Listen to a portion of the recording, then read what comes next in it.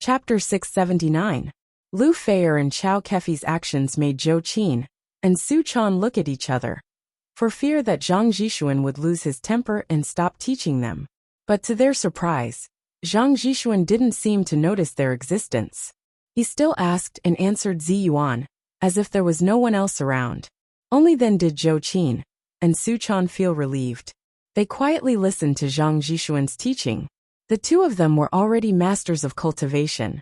Although they had reached the primary level of the Jinshin, their cultivation of magic was still far from that of great cultivators. Especially in terms of understanding of the great way of cultivation, the two of them were far inferior to Zi Yuan and Li Yunyang. Therefore, when a supreme master like Zhang Zhishuan was preaching here, the two of them eagerly absorbed the meaning of every word Zhang Zhishuan said. However, the two of them had a certain cultivation foundation, so they listened with relish. From time to time, they would suddenly realize something. However, Lu Feier, who had no cultivation foundation, was confused. She had no idea what the old Taoist and Zi Yuan were talking about. She could understand every word they said, but when they were put together, she didn't understand anything at all. Lu Feier's interest waned, and she looked around resentfully. However, she saw at a glance that Chao Kefi was listening very attentively. Her eyes flashed as if she had understood something. She couldn't help but pull Chao Kefi's sleeve strangely and whisper, "Sister Chao, do you understand?" However, Chao Kefi didn't seem to hear anything. She still listened attentively to Zhang Zhishuan's teaching. Seeing that she was ignoring her, Lu Feier was very disappointed. She grabbed Chao Kefi's arm and whispered, "Sister Chao, Sister Chao." At this time, Chao Kefi suddenly turned her head, and a sharp light flashed in her eyes. In an instant, her black pupils seemed to be stained with blood, turning bright red and ferocious. She glared at her fiercely and said, "Shut up." Lu Feier was shocked, but when she calmed down and looked at Chao Kefi again, she found that the color of her eyes had only changed for a moment. In the blink of an eye, they had turned back to black. Lu Feier was frightened by Chao Kefi's words. Her heart was pounding, and she sat where she was. She didn't dare to speak again, but her mind was in a mess. "Sister Chao, what happened just now? Is this my illusion?" Seeing that Lu Feier was silent, Chao Kefi turned her head back and listened attentively to Zhang Zhishuan's preaching, as if she had never shown any abnormality just now.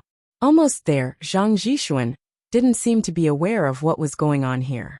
He continued to ask and answer questions quickly with Zi Yuan. When he felt that Zi Yuan's answers were wrong, he would correct her. After more than an hour of talking and answering, Zhang Zhishuan stood up and patted the corner of his clothes, as if to brush away the dust on his body. He said freely, "Zhenren Zi Yuan is indeed worthy of being Wang Yuanshan's disciple. Your cultivation foundation is extremely solid. Compared with you, my two disciples are like naive children. I'm ashamed." Zi Yuan quickly stood up, bowed respectfully and said, "Taoist priest, you flatter me." Zhang Zhishuan smiled slightly and waved his hand. Only then did he look at Zhou Qin and Su Chan, and finally at Chao Kefi. He gave her a meaningful look, then withdrew his gaze and said, "Well, it's really lively here today. I'll go first."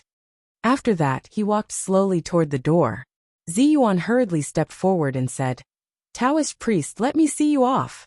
The two of them walked out of the hotel. When they reached the side of the road, Zi Yuan asked doubtfully, "Taoist priest Mi Jingzi, I saw you looking at President Chao with a special meaning in your eyes just now. Could it be?" Zhang Zhishuan smiled and looked at Zi Yuan with appreciation. "Not only is she smart, but she's also very careful. Amazing, amazing. I really envy Wang Yuanshan. You must be very curious as to why I would preach in front of her, right?" Zi Yuan nodded. "Could it be that Taoist priest is testing something?" Zhang Zhishuan said, "Yes, but also not. However, in addition to her, isn't there a little fox next to you? Hey, sometimes the great way of cultivation doesn't have to be spread through ordinary people. Otherwise, why did Zen Master Baizhang enlighten the rock fox back then?" Zi Yuan hesitated and said, "However, it is precisely because Zen Master Baizhang enlightened the rock fox that the Fox Zen school appeared. It is also because of the Fox Zen school that the mystical silver fox appeared." It is precisely because of the mystical silver fox that there has been a 60-year period of chaos and the current conflict in the cultivation world. Zhang Jishuan laughed and said, "We Taoist cultivators pay attention to our own fate. This means that Taoist cultivators can control their own life, aging, illness, and death through cultivation, instead of being controlled by God. However, there is nothing we can do about such a coincidental change of fate. Even if there is no Zen Master Baizhang to enlighten the rock fox, there will be Zen Master Qianzhang and Zen Master Wanzhang. It is destined that the Fox Zen school will appear. It is destined that the rock fox will be enlightened. It is destined that the mystical silver fox will create chaos. This is not something you and I can change."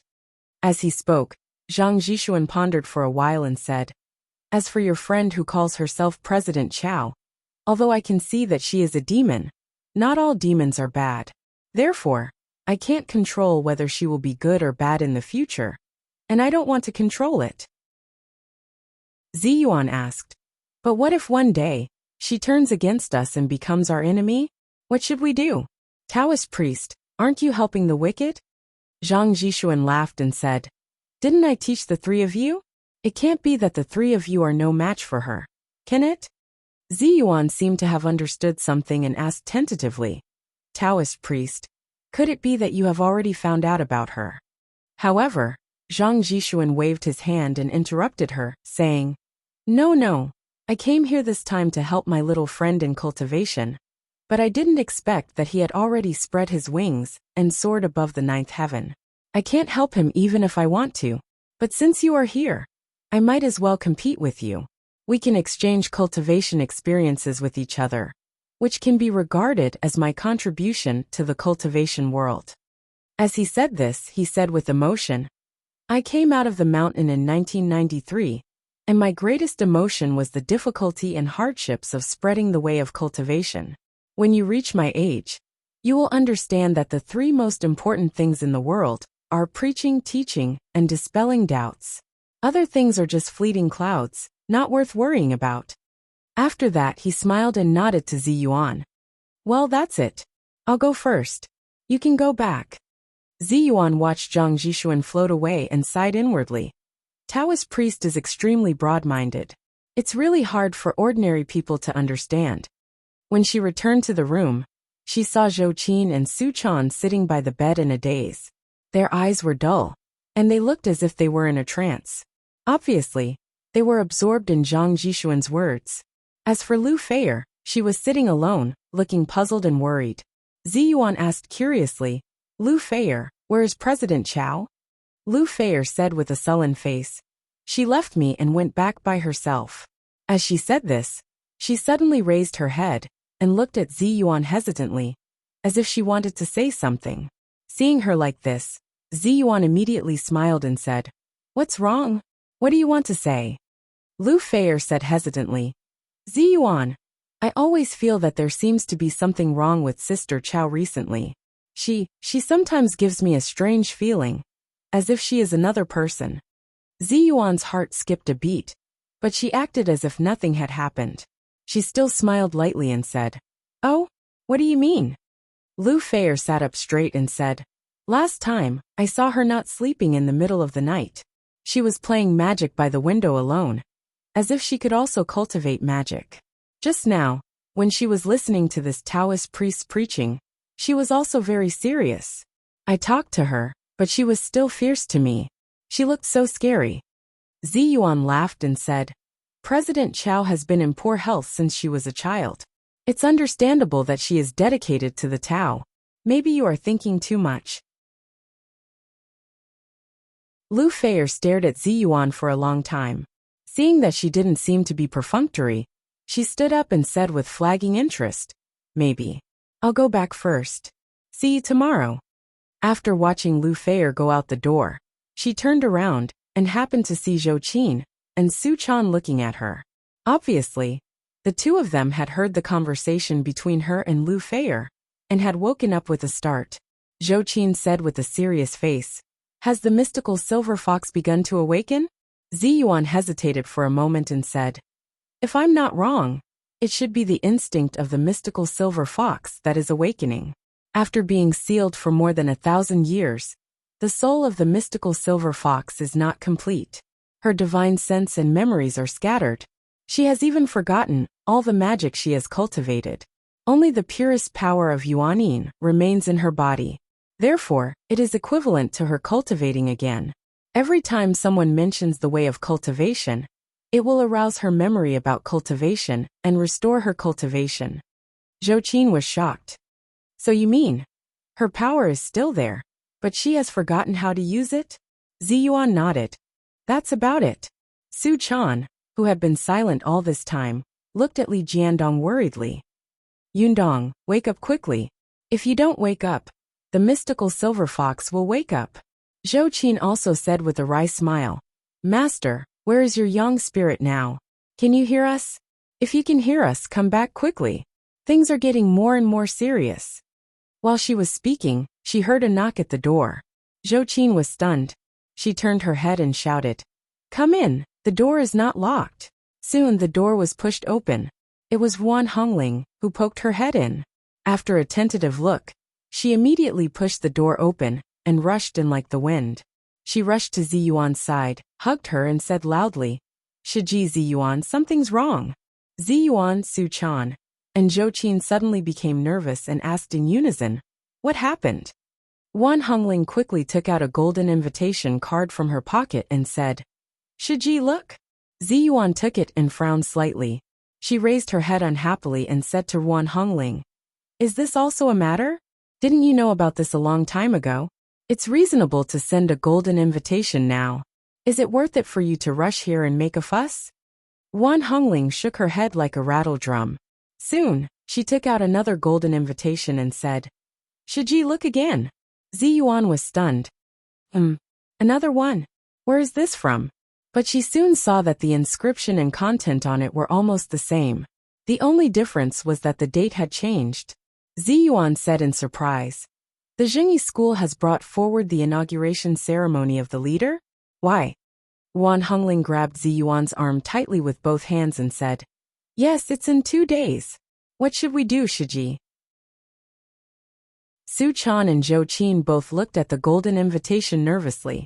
They were caught off guard and cried out involuntarily. What? Damn it, the Jingyi school is so hateful. How can this kind of thing be brought forward so easily?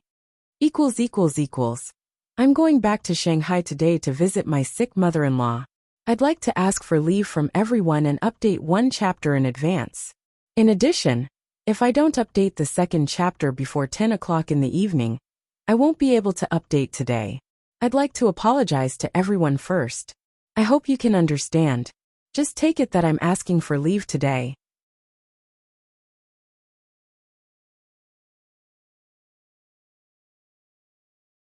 Chapter 680. The sudden change of the Jingyi school shocked Su Chan and the others. Wan Hongling said to them anxiously, I don't know, but I saw on the TV news that a delegation from the Japanese cultivation world has come to our country. I think it might have something to do with this. Zhou Qin's eyes lit up. She clenched one hand into a fist and pounded the palm of her other hand. That makes sense. This time, the Japanese cultivation world has come to our country with great fanfare. They must have been highly valued by the upper echelons. Judging from the conduct of these officials, they must want to keep the peace and avoid causing any trouble. So they will definitely restrain our cultivation sects. The Jingyi school has always been the most powerful sect in the cultivation world. If there is a conflict in the cultivation world, they will definitely be the first to bear the brunt. Moreover, the people of the Jingyi school must be afraid that when they hold the inauguration ceremony, they will come to attack us. At that time, they won't know where to hide even if they want to. Wan Hongling blurted out. Yes, Zhou Qin, you are so smart. Why didn't I think of this? After all, Zhou Qin was born in the officialdom. In the blink of an eye, she had seen through their tricks. She chuckled and said, Good method, good method. Not only can they catch us off guard, but they can also catch the Japanese cultivation world off guard. They can also avoid the sharp edge and force the Japanese cultivation world to make a choice at this time. Either you come with the group of people now, or you leave. You anyway, we won't wait for your people to be ready before we meet you. When your people are ready, we will leave. Haha, it's amazing, it's a good plan. I just don't know who came up with this idea. Wan Hongling said angrily. You're still praising them? The question now is, what should we do? Su Chan said in a weak voice. Yes, Yundong is still in a trance. What if he doesn't wake up at that time? As soon as she said this, the room suddenly fell silent. Zi Yuan held the 2 golden invitations in her hand and looked at them over and over with sparkling eyes. After a long time, she said slowly in a low voice, Hongling Su Chan Zhou Qin, I think. I'm afraid we have to be prepared that Li Yundong won't be able to arrive in time. Everyone's heart sank, and they couldn't help but look at Li Yundong. From the day Su Chan met Li Yundong, she had been living under his wings. Although at the beginning, he was still very young, and his wings couldn't withstand much wind and rain. But now, he was already a man of indomitable spirit. Suddenly losing his protection, Su Chan suddenly felt empty in her heart, and she couldn't help but feel a sense of emptiness. You almost there, Su Chan was like this, so were Zhou Qin and Zi Yuan. When she had gone down the mountain, she had never thought that she would have to rely on this descendant of Jindan to help her in the future. However, after getting along with him for so many days, he had always turned the tide in desperate situations, and turned the rotten into the magical in the impossible. Even Zi Yuan didn't know when she had started to secretly agree that this boy had grown into a towering tree. At first he had lived under her shade, but now she was living under his wings. If he didn't wake up, could she successfully take over as the leader of the Linggong sect? Although Wan Hongling had always liked to bicker with Li Yundong and have some small conflicts with him, when she heard the news that Li Yundong might not be able to make it in time, she really felt that the sky was going to collapse. Although Shiji was powerful, it was difficult for her to fight against so many people. When the time came for the inauguration ceremony of the leader, and the Jingyi school was suddenly in trouble, how could they resist at that time? Wan Hongling was burning with anxiety for a moment. She grabbed Zi Yuan's arm and said, Shiji we. However, Zi Yuan didn't wait for her to finish and interrupted her. Her expression was surprisingly serious. Hongling, stopped talking. When I didn't go down the mountain, why weren't you worried at that time? Why are you so worried now? Zhou Qin, who was standing to one side, said seriously, Zi Yuan, don't worry. Master is not here, but we are. Su Chan also nodded vigorously and said, Yes, Sister Zi Yuan. Don't worry, we will definitely support you. However, Zi Yuan shook her head and said, Times have changed. If Li Yundong can make it in time, then your support will be very helpful. But now that Li Yundong is not here, if you force yourself to stand up, it will definitely be a terrible disaster. It's absolutely impossible. As she said this, she turned her face and said to Zhou Qin and Su Chan with a cold face, You can't go to the inauguration ceremony of the leader of the Linggong sect. Su Chan exclaimed, Why? Sister Zi Yuan, why won't you let us go? Zhou Qin looked angry. Zi Yuan, don't you believe us? Wan Hongling also stared at Zi Yuan with her eyes wide open, as if she couldn't believe her ears. Shiji, are you crazy? We're weak in the first place. However, Zi Yuan shouted in a rare stern voice, It's because we are weaker than before that you can't go. Moreover, this is a matter of our Linggong sect. We can't involve you. Wan Hongling couldn't stop tears from rolling in her eyes. Shiji, you. Without waiting for her to finish speaking, Zi Yuan said firmly, I am the 45th generation of the Linggong sect, the future leader of the Linggong sect, and your eldest Shiji, so you must listen to me.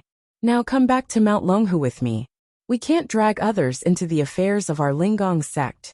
Puff out your chest and stop crying. Don't embarrass your master. After that, she turned her head and stared at Su Chan and Zhou Qin with sharp eyes. You two stay here to protect Li Yundong, Hongling, and I will go back to the mountain. If Li Yundong wakes up before the ceremony, you will come with him. If he doesn't, don't come again. Su Chan looked anxious. She wanted to speak again, but Zhou Qin grabbed her and motioned for her to stop. Zhou Qin said in a deep voice, Zi Yuan, don't you know that if you make such a decision, the Linggong sect is likely to be destroyed in your hands? A hint of sadness flashed across Zi Yuan's eyes, but she soon returned to her calm and elegant fairy appearance. She said lightly, "Even the sun and the moon will perish, let alone our Lingong sect. If this is the will of heaven, then let this sect, which has been passed down for nearly 1,000 years, perish in my hands. At least, it will not perish in the hands of others." After that, she turned around and walked out of the door resolutely. Wan Hongling wiped away her tears and said in a choked voice, "Should ye wait for me? I'll go with you." Su Chan subconsciously took a step forward, but she heard Zhou Qin behind her shout in a low voice, "Su Chan, don't let Zi Yuan's kindness down. If we go, as Zi Yuan said, not only will we not be able to help, but we will also likely implicate Zi Yuan. You will be there soon." Su Chan was so anxious that she stamped her feet. "Then what should we do now?" Zhou Qin let out a long sigh. She let go of her hand, sat down cross-legged, and looked at Li Yundong fixedly. "Now we can only pray that Master will wake up soon." Thinking of this, Su Chan immediately sat down cross-legged and put her palms together. She said to Zhou Qin, "Sister Zhou Qin, why don't you recite Buddhist scriptures with me? Last time Yundong refined the burning thumb pot and was trapped in the spirit space, I kept reciting the scriptures. Later, it came true, and Sister Zi Yuan and you came back. Now you can also recite it with me." As she spoke, she began to recite the scriptures in a low voice. However, Zhou Qin smiled bitterly and said, "Last time, Zi Yuan helped bring Master back from the spirit space. Who can bring Master back this time?" Su Chan stopped reciting the scriptures and said seriously, "You can't say that. Yundong is now traveling with his yang spirit.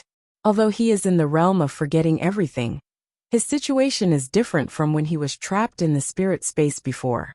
Yundong's yang spirit exists in our spirit space. Maybe he will pass by us at any time. If we keep reciting the scriptures, maybe he will hear us?"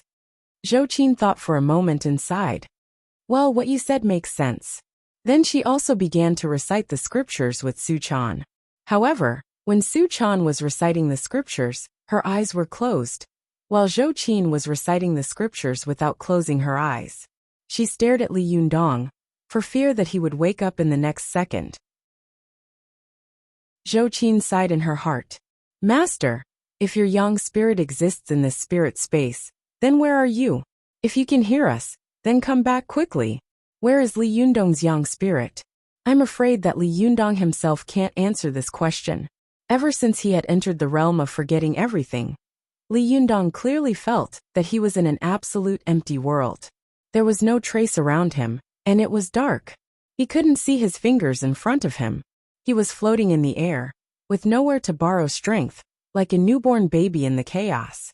This was not the first time Li Yundong had encountered such a situation. But what was different from before was that this time, Li Yundong clearly felt that his strength was much greater than before. Moreover, as soon as he moved a little, the world around him shook violently, as if an eggshell was troubling him. As soon as he stretched out his hands, the eggshell would break. Li Yundong only struggled a little, and the chaotic and dark world shone brightly. With a crack appeared above his head, as if another world had opened its door to him, and brilliant light fell from the sky. This light fell on the top of Li Yundong's head, and in an instant, his whole body felt warm. Li Yundong looked at the brilliant world above his head, and knew that this must be another realm waiting for him. He struggled with all his might, and jumped out of this primitive chaotic world. This jump was like a baby being born, or a monkey jumping on a rock. Li Yundong suddenly jumped into this bright world. When he opened his eyes, he found himself in the land of the boundless world. Above his head was a majestic blue sky with pure white clouds. The sun seemed to have a pair of dark eyes looking at him. Below his feet was a vast land, a steel city, endless streams of horses and carriages, and countless mortals wriggling under his feet like a colony of ants. At this moment, Li Yundong suddenly understood. In an instant he understood what the Taoist Taishi Wuji was and what the Buddhist Eight Great Freedom Heavens was. And at this moment, no one in the world knew that the moment Li Yundong was about to enter the indestructible Jinshin, he was the first to understand the mystery of Buddhism and Taoism. Since the end of the Ming dynasty and the beginning of the Qing dynasty, since the two great masters of the Wu Lu sect, Wu Shouyang and Lu Huayang, who were famous for their combination of immortals and Buddhism and Taoism, great cultivators who had comprehended Buddhism and Taoism to the realm of indestructible Jinshin in the past 300 years, had come to the world again. Well, sorry, there are a lot of things to do, and it's late. I don't think I can catch up with the second update today. I owe you 2 updates, and I'll make it up in the future. In addition, I encountered a very interesting thing when I returned to Shanghai. Yesterday, when I was waiting for the train at the railway station, I suddenly saw a middle-aged Taoist priest in a white shirt, with bandages on his feet, a black hat, and a horsetail whisk in his hand. At that time, I secretly took a photo and posted it on Weibo. This is not an interesting thing, but this Taoist priest was drinking coke at that time, and next to him was a coquettish mature woman, who was dressed in revealing clothes, and had a tattoo on her back.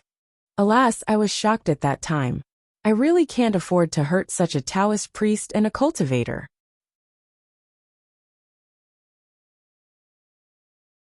Chapter 681. Bastard.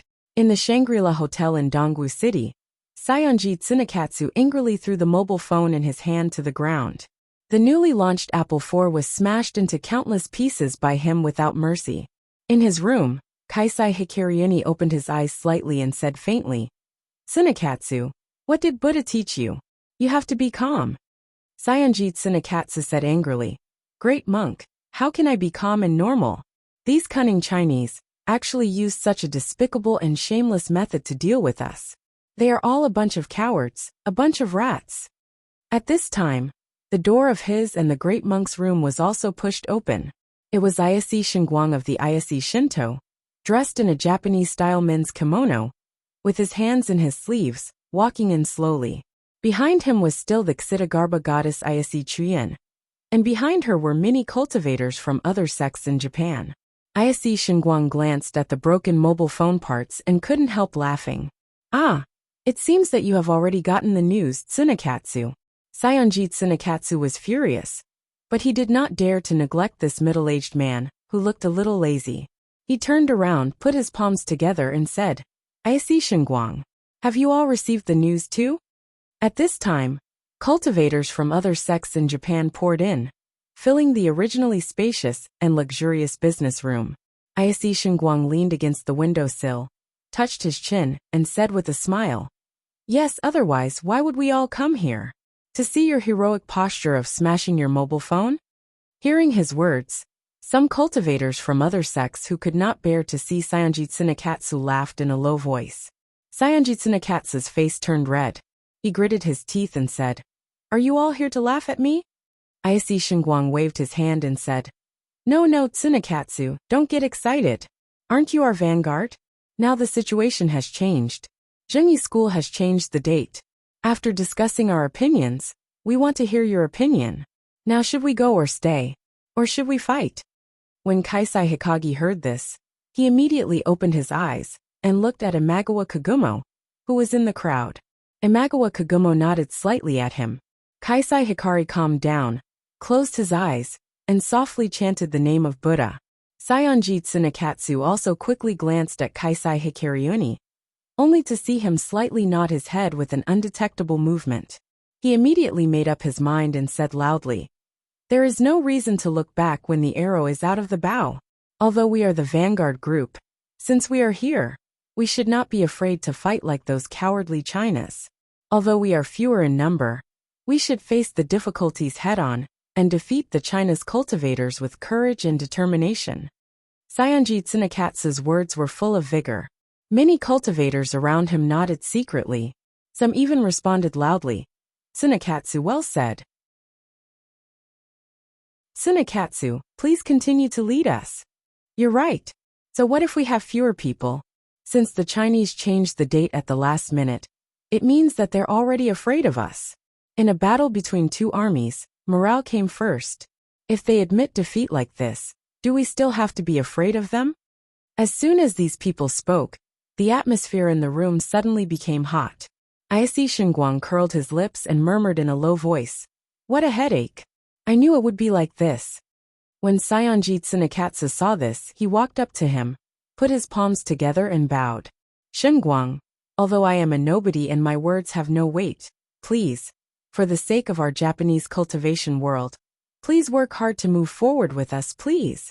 Ayase Shengguang stared at Saionji Tsunekatsu for a long time. He turned his head to look at Ayase Chuyin beside him, and sighed silently. He laughed and said, "You're too serious, Tsunekatsu. Our Ayase Shinto is also a part of the Japanese cultivation world. Naturally, we will not be willing to fall behind others. Since we are here, we will definitely fight with all our strength and strive to win." Saionji Tsunekatsu was overjoyed when he heard this. For a moment, the Japanese cultivators in the room were also excited and shouting slogans. And at this moment, the room they were in suddenly trembled. The teacups in the room made clanking sounds, and the tea in the cups trembled to the point of ripples. Earthquake. Some cultivators were shocked. Saionji Tsunekatsu frowned and said, "No way? Dongwu City should not be in the earthquake zone." Chuyin, who had a calm temperament, suddenly said, "It's not an earthquake. It's a cultivator who causes heaven and earth to tremble when he is comprehending the Tao." Everyone was shocked. Where could a cultivator be so powerful? How could he cause heaven and earth to tremble? This tremor came and went quickly. Soon, the room calmed down, and all the cultivators in the Japanese cultivation world suddenly felt a shadow in their hearts. Where on earth is this cultivator comprehending the Tao? It seems that this time, their wishful thinking may not be completely realized. In the past, Li Yundong had never understood why cultivators could challenge the power of heaven and thunder. When he had faced the heavenly tribulation, Li Yundong had realized the horror of heavenly thunder for the first time. It was a kind of power that could destroy heaven and earth. Soon, especially after a cultivator's cultivation reached the sixth heaven of Yuanying, the Yin spirit would appear in the Niden, and then the Yang spirit would be cultivated. When the Yang spirit was cultivated to the highest level, it would really jump out of the cage and no longer be in the five elements. From then on, it would say goodbye to life, old age, illness, and death. Although the body might age, the cultivator's Yang spirit would become stronger and stronger, especially after cultivating to the Jinshin phase. With the condensation of the Jinshin, the cultivator's Yang spirit could almost be said to be immortal. Even if this body was destroyed, the cultivator could find a new body with his Yang spirit and the memory of his previous life, or be reincarnated. This cycle would continue until the end of the world. For cultivators who had cultivated to this level, it was difficult for any magic treasures in the world to kill them.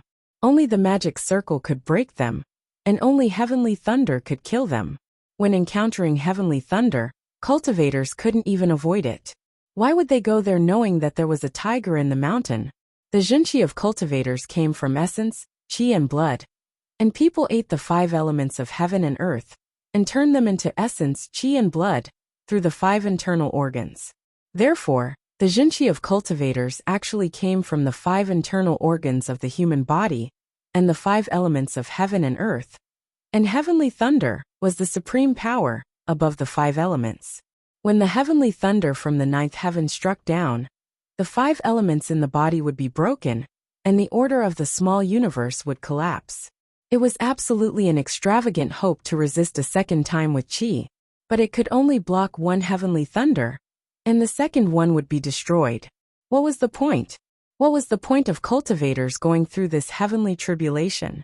How could they absorb power from the heavenly tribulation to strengthen themselves? But at this moment, Li Yundong suddenly understood why it was said that cultivators could challenge heavenly thunder after cultivating to the indestructible Jinshin, and why they dared to say that heaven and earth can be destroyed, but I am the only one who is indestructible when cultivating to this level. At this moment, Li Yundong felt that the strength of his whole body seemed to be drawn by heaven and earth, wanting to spread out in all directions and turn into countless clones. At this time, Li Yundong suddenly remembered the realm of 8 free heavens he had comprehended in the spirit space of the burning thumb pot. Why could Buddhism and Taoism be practiced together? The origin was that whether it was Buddhism or Taoism, it was a process of searching for oneself and one's true self.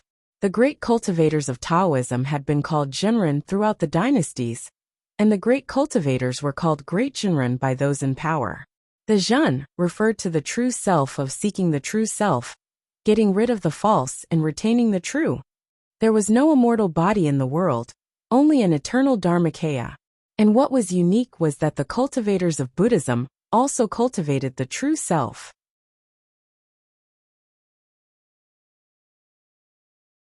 It can split 2, but it can't split 3. Even the final 81 bolts of the strongest heavenly thunder can't strike every place in the world. When cultivating the immortal true self and comprehending the great way, cultivators will cast the brand of true self and true method in the world. In the future, even if all the yang spirit clones are split apart, they can slowly gather together according to the seed of true self and true method left by the cultivator in the world, and use it as a coordinate to recreate the yang spirit Dharmakaya. What was immortality? The heavenly thunder could not kill, and the divine thunder could not disperse. This was called immortality. What was the immortal Jinshin? Although the Jinshin was broken, the true method still existed. This was the immortal Jinshin. When Li Yundong comprehended this truth, his yang spirit doppelganger had already spread to an infinite realm. Each of his doppelgangers was as small as powder. At this time, he couldn't help but raise his head and laugh. His laughter made heaven and earth tremble. But there was no sound in the secular world. No one heard his laughter. This was the invisible great way, and the loudest sound was silent. But after Li Yundong finished laughing, his heart suddenly moved. He thought to himself, where should I put the brand of the true method and the true self? Should I put them in the sky and shine with the sun and the moon? Or should I put them under the earth and live as long as heaven and earth? Just as Li Yundong was hesitating, he suddenly thought of a beautiful smiling face. A gentle and moving face flashed in front of him, and her voice and smile seemed to be right in front of him.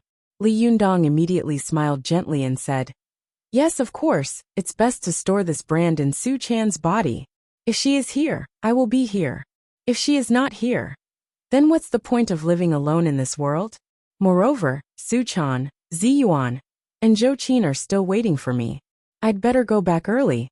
Thinking of this, Li Yundong's mind stirred, and the clones that had spread out began to gather quickly. However, it was easy for him to disperse, but it was very difficult for him to gather back. When Li Yundong slowly gathered his clones, it was already 1,000 years in the human world. Li Yundong felt that he had only been in meditation for a moment, but when he opened his eyes again, he was surprised to find that there was no one in the room. Su Chan, Zhou Qin, and Ziyuan, who were supposed to protect him, were all gone.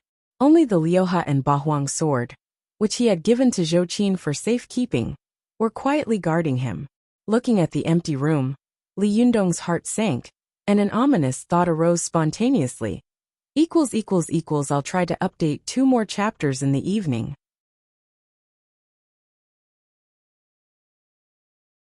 Chapter 682. Oh master, hurry up. We're not going to make it. On a side peak of Mount Longhu, Yusun, unlike in the past, Zhang Lufang had specially put on the special Taoist robe of the Jingyi school of Mount Longhu. At this time, she was wearing a black robe, with a black and white yin-yang pattern embroidered on the chest. She wore a low black Taoist crown with vertical patterns on her head, a horsetail whisk more than 2 feet long in her other hand, and a pair of light blue cloth shoes with 1,000 layers of soles on her feet.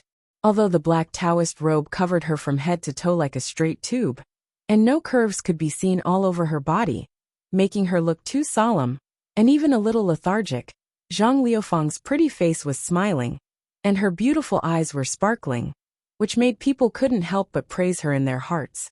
What a beautiful little Taoist nun! Zhang Lufang urged loudly at the front door. Soon, a tall foreigner with blonde hair, blue eyes rushed out of the wing room in the backyard of the Taoist temple. This foreigner was none other than Hardadef, who had been rescued by Zhang Lufang and Zhang Kongyan. Hardadef was wearing a dark blue Taoist robe, and the Taoist crown on his head was crooked. He seemed to be very unused to the cloth shoes on his feet. He walked a little crookedly, and his posture was ridiculous. But even so, He still grabbed the sleeve of an old Taoist priest with one hand and kept shouting, "Master, eldest Shiji is calling you to hurry up. You have to hurry up." Zhang Kongyan was wearing a golden Taoist robe with blue edges. He hadn't even put on his robe yet, and his clothes were disheveled. As he was dragged away by Hardadef, he bulged his eyes and shouted, "Be **starred. How can you treat your master like this? Let go of me, let go of me. It's inappropriate for others to see us like this. If you don't let go, I'll kick you out of the door." As soon as Hardadef heard the words "kick him out," he immediately let go of his hand and knelt down with a thud. He hugged Zhang Kongyan's leg and burst into tears. "Master, don't kick me out. Oh, this fool really cries when he wants to? He's even more troublesome than an Oscar winner." Zhang Kongyan was depressed in his heart. Zhang Kongyan glared at her. "Shut up. If you cry again, I'll really kick you out." Zhang's crying stopped abruptly. He stared at Zhang Kongyan with his eyes wide open, not daring to speak for a moment. Zhang Kongyan also stared at him and muttered to himself, "This guy can be really stupid sometimes, but he's not stupid at this moment." Was this guy really stupid, or was he just pretending to be stupid? The two of them stared at each other for a while. Zhang Kongyan suddenly waved his hand impatiently and shouted, "Get up, get up. I can't walk if you hug my leg like this." Hardadef quickly let go of his hand, grabbed Zhang Kongyan's sleeve, and walked out with all his might. As he walked, he shouted, "Master, let's go. Eldest senior sister is calling you." Zhang Kongyan didn't know whether to laugh or cry. He shouted, "Let go of me. My sleeve is torn by you." At the door, Zhang Lufang saw them, one old and one young, one from a middle school, one from a foreign school, one from a foreign school, one from a native country, one from a foreign country, and the other from a foreign country. The short journey had caused them to spend a lot of time walking and stopping. She couldn't help but laugh so hard that her body shook. Zhang Kongyan was furious when he saw her like this. He was so angry that he glared at her and said, "You be **starred girl. The second thing I regret in my life is that I listened to your nonsense and accepted this hateful foreigner as my disciple. Damn it, I'm so angry. Why did I have to be so soft-hearted in the first place?" Ever since they left Mount Longhu, Zhang Kongyan and Zhang Lufang had returned to their Taoist temple, and an endless nightmare had begun. Although Hardadef's body had gradually recovered, his brain was still not working well.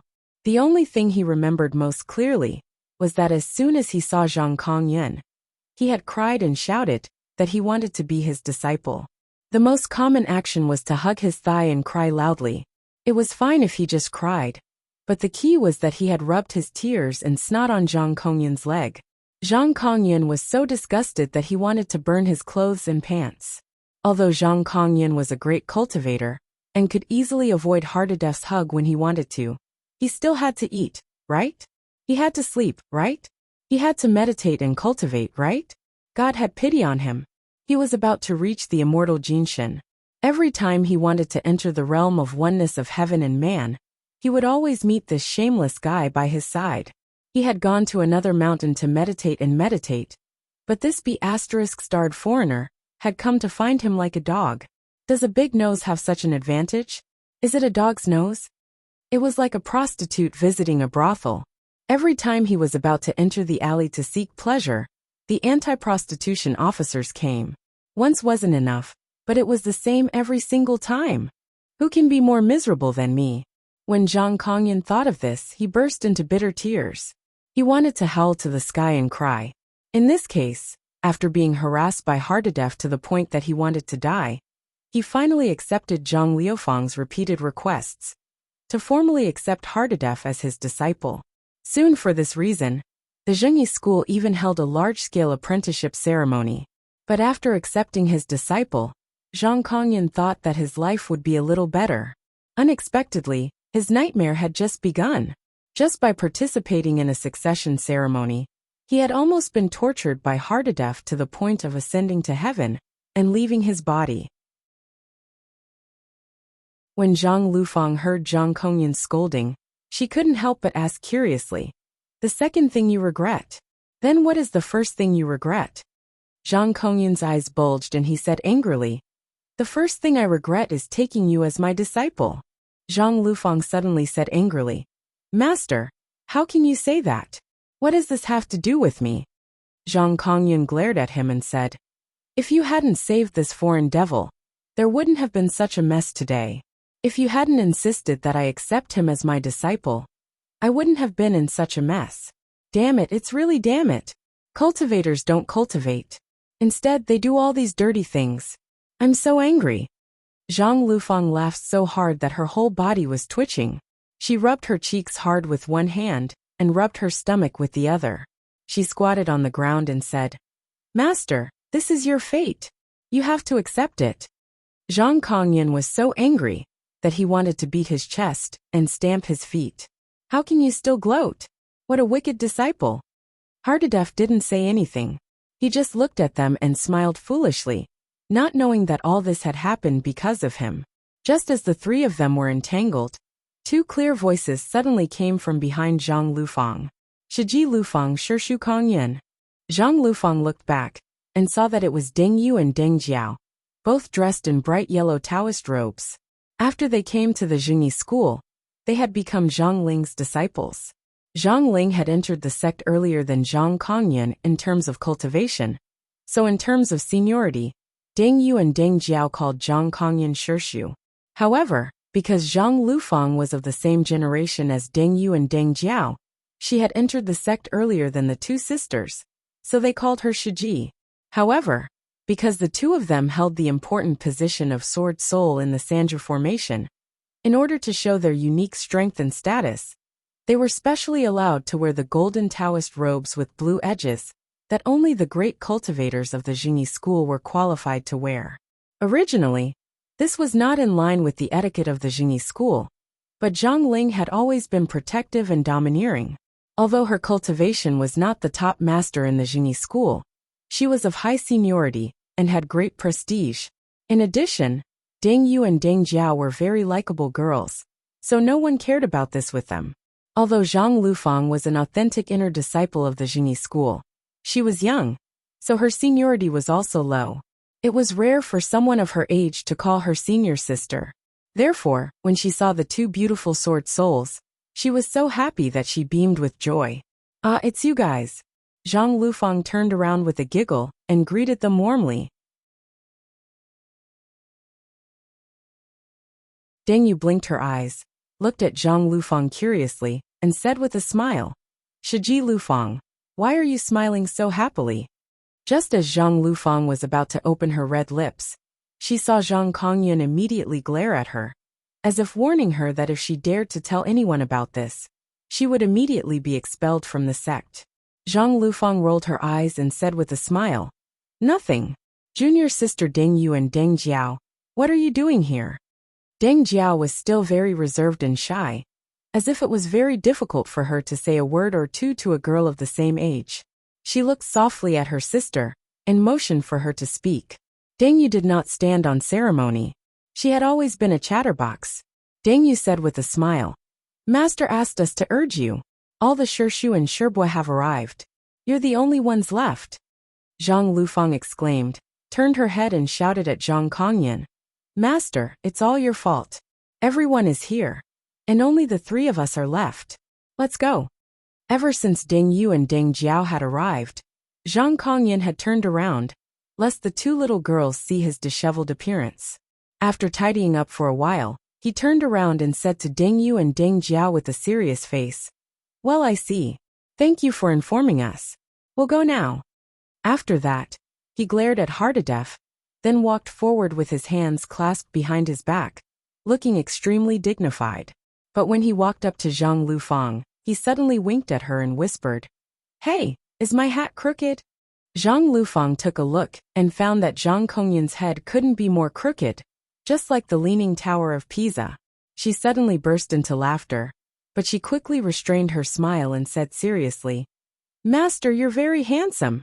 Zhang Kongyun looked at her suspiciously and supported his head with his hands, so his hat tilted from one side to the other. After struggling for a while, he finally felt relieved. He flicked his sleeves and walked out with a snort. Zhang was engrossed in watching from the side. He also imitated Zhang Kongyun's posture, and wore his hat crookedly. Then, he flicked his sleeves and imitated Zhang Kongyun's way of walking and walked outside. When Zhang Kongyun heard the movement behind him, he turned his head and was immediately furious. He pointed at Hardadef and said, "You don't follow me." Zhang Lufang immediately said angrily, "Master, Hardadef is your disciple. He's also a disciple of our Jingyi school. Why can't he go?" Zhang Kongyun was suddenly speechless. He snorted angrily, flicked his sleeves and left. Hardadef immediately followed suit. He flicked his sleeves, snorted and swaggered after him. Deng Yu and Deng Jiao, who were watching from the side, wanted to laugh, but they didn't dare to. Their shoulders were trembling. When Zhang Kongyun walked far away, Zhang Lufang grabbed Deng Yu's arm and asked nervously and excitedly, "Hey, how many people came this time? How is it? Isn't it lively?" Deng Yu also became excited. "There are so many people. I've never seen so many cultivators gathered together. It's so lively.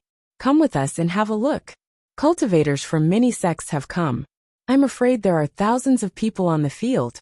Zhang Lufang, on the other hand, was eager to see the world in chaos. Her eyes lit up, and she excitedly took Deng Yu and Deng Jiao's hands and ran. As she ran, she asked, "Which sects and people have come? Tell me quickly." Deng Yu counted with his fingers and said seriously, 35 people from the Chuanjin Dragon sect have come, which is the most. 8 people from the Chuanjin Nanhua sect have come. 7 people from the Qingwei sect, and well, it seems that there are more than 20 people from the Jinshan sect. Zhang Liufang's pretty face was shining with excitement. "Are there any handsome men? Have you seen any handsome men?" Deng Yu was overjoyed, as if he had found a kindred spirit. He quickly nodded and said, "Yes, yes. Several of them are quite handsome." Zhang Lufang was also overjoyed. She laughed and said, "Wow, there are handsome men to look at. Hey, by the way, where's Superly? Where's your classmate Superly? Is he here? Headache, I can't update the 3rd chapter today. I still owe you 2 chapters. Please rest assured, I will make up for it."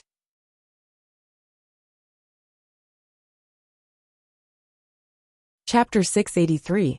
At the mention of Superly, Deng Yu and Deng Jiao immediately stopped in their tracks. They were curious and puzzled.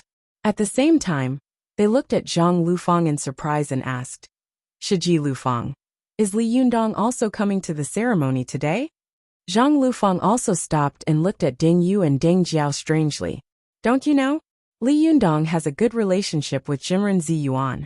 There's no reason for him not to come." Deng Yu and Deng Jiao looked at each other. Deng Yu said, "I don't know. We didn't see Li Yundong." A look of disappointment flashed across Zhang Liufang's face. "Ah, Superly didn't come? It's so boring. Then there's nothing to see." Deng Yu blinked her eyes and persuaded, "Senior sister Lufang, maybe he'll be here when we go again?" Zhang Liufang's face lit up with joy. Yes, what you said makes sense. Let's hurry up." The 3 of them chattered all the way and ran quickly. It didn't take long for them to arrive at a Taoist temple on a side peak of Mount Longhu. The scale of this Taoist temple was not very large, and its outer wall was only about 1 meter high. It had white walls and black tiles, and there were 4 huge silk paintings hanging on the wall. These paintings were of the 4 great divine beasts: azure dragon, vermilion bird, white tiger and black tortoise. At the entrance of the Taoist temple, there were 4 statues of gods in golden armor. They were majestic, as if they had descended from the sky and were lifelike. After Zhang Lufang, Deng Yu, and Deng Jiao arrived, they stopped talking and followed Zhang Kongyun obediently, but they couldn't help looking around curiously. In order to welcome the inauguration ceremony of the Linggong sect, the Jingyi school had specially sealed the mountain early. In order to prevent some tourists from entering by mistake from disturbing the ceremony, they had chosen a relatively remote Taoist temple on a side peak. Fortunately, Mount Longhu was a Taoist holy land, and there were Taoist temples everywhere. Although the arrangement of the Jingyi school was sudden, it did not affect the ceremony. After Zhang Lufang and the others entered the gate of the Taoist temple, they suddenly saw a vast expanse of flat ground in the Taoist temple. The field was paved with green bricks. On the east side of the field was a rather majestic Taoist temple pavilion. Inside the pavilion were worshipped Heavenly Primogenitor Ling Bao, and Heavenly Primogenitor Dao Da. Outside the pavilion was a statue of Celestial Master Zhang. In front of the statue was a huge bronze tripod. Inside the tripod was an incense stick as thick as a person's forearm. When the incense stick was lit in the field, green smoke curled up in spirals. However, it magically gathered and did not disperse. "You almost there?" After Zhang Lufang followed Zhang Kongyan to the field, she looked around curiously. Deng Yu and Deng Jiao saw that Zhang Ling, Zhou Ping, and the others were busy socializing with people from other sects, and didn't have a chance to talk to them. They stayed in front of Zhang Lufang and asked curiously in a low voice, "Shiji Lufang, are there so many cultivators in our country? I really didn't know before." Zhang Lufang said with a smile, "Of course. Although it's the age of chaos now, the country has been relatively lax in recent years, so the number of people has slowly increased. Moreover, only the senior masters and the best of the younger generation from each sect have come. They are all 1 in 100 figures. It's a pity that you didn't go to the Taoist assembly last time. If you had, you would have seen more young masters. This time, there are more seniors from various sections. TSK, I didn't see any handsome guys. It's boring." Deng Yu asked curiously, "Are there many young masters at the Taoist assembly?" Zhang Lufang looked around and replied, "Of course, this is a meeting specially set up for the masters of the younger generation in the cultivation world, to make a name for themselves." Deng Yu asked curiously, "Is there anyone among the young masters who is more powerful than Li Jiandong?" Zhang Lufang laughed and said, "If they are more powerful than Super Li, can Super Li still be considered invincible? Of course they are not as powerful as him." Although Deng Yu already knew these things, when she heard others praise her former classmate and her savior, she was overjoyed, as if others were praising her. She thought of the prestige of Super Li, and couldn't help but think of his mighty figure at the Taoist assembly. She couldn't help but be fascinated. It's a pity that he didn't come. If only he had come. It's said that he is an invincible master. I really want to see how invincible he is. Her sister, Deng Jiao, was shy and had not spoken, but when she heard this, her eyes couldn't help lighting up. She was in a trance, as if she couldn't wait to go back to the day of the Taoist assembly and see Li Jiandong's divine power. Zhang Lufang also sighed. After looking around, she pursed her lips and said, "It's boring. I've seen all the handsome guys who came. They are nothing more than Yu Sheng and the others from the Chuanjin dragon sect. It's boring."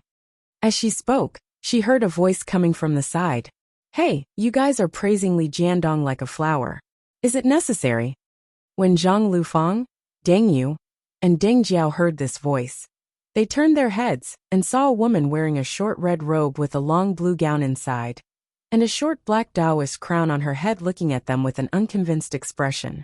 Zhang Lufang could tell at a glance that the woman in front of her was dressed in the Taoist robe of the Maoshan sect.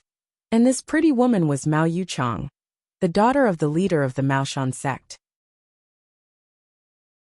Because of the mystical silver fox, the Taoism of the north and the south of China had once led to a 10-year war. This war had swept through China's Buddhism, Taoism, and Confucianism, from the royal family to the common people. No one had been spared. Although 1,000 years had passed, and the Taoism of the north and the south were no longer as incompatible as before, the gap still existed.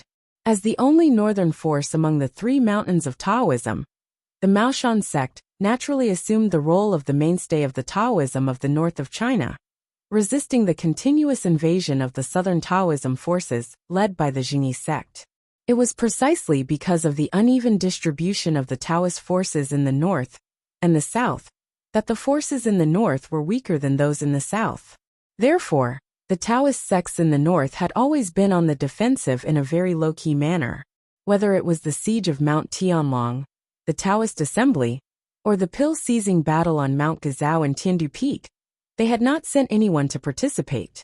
Even the cultivators of their sects had rarely been involved in the world.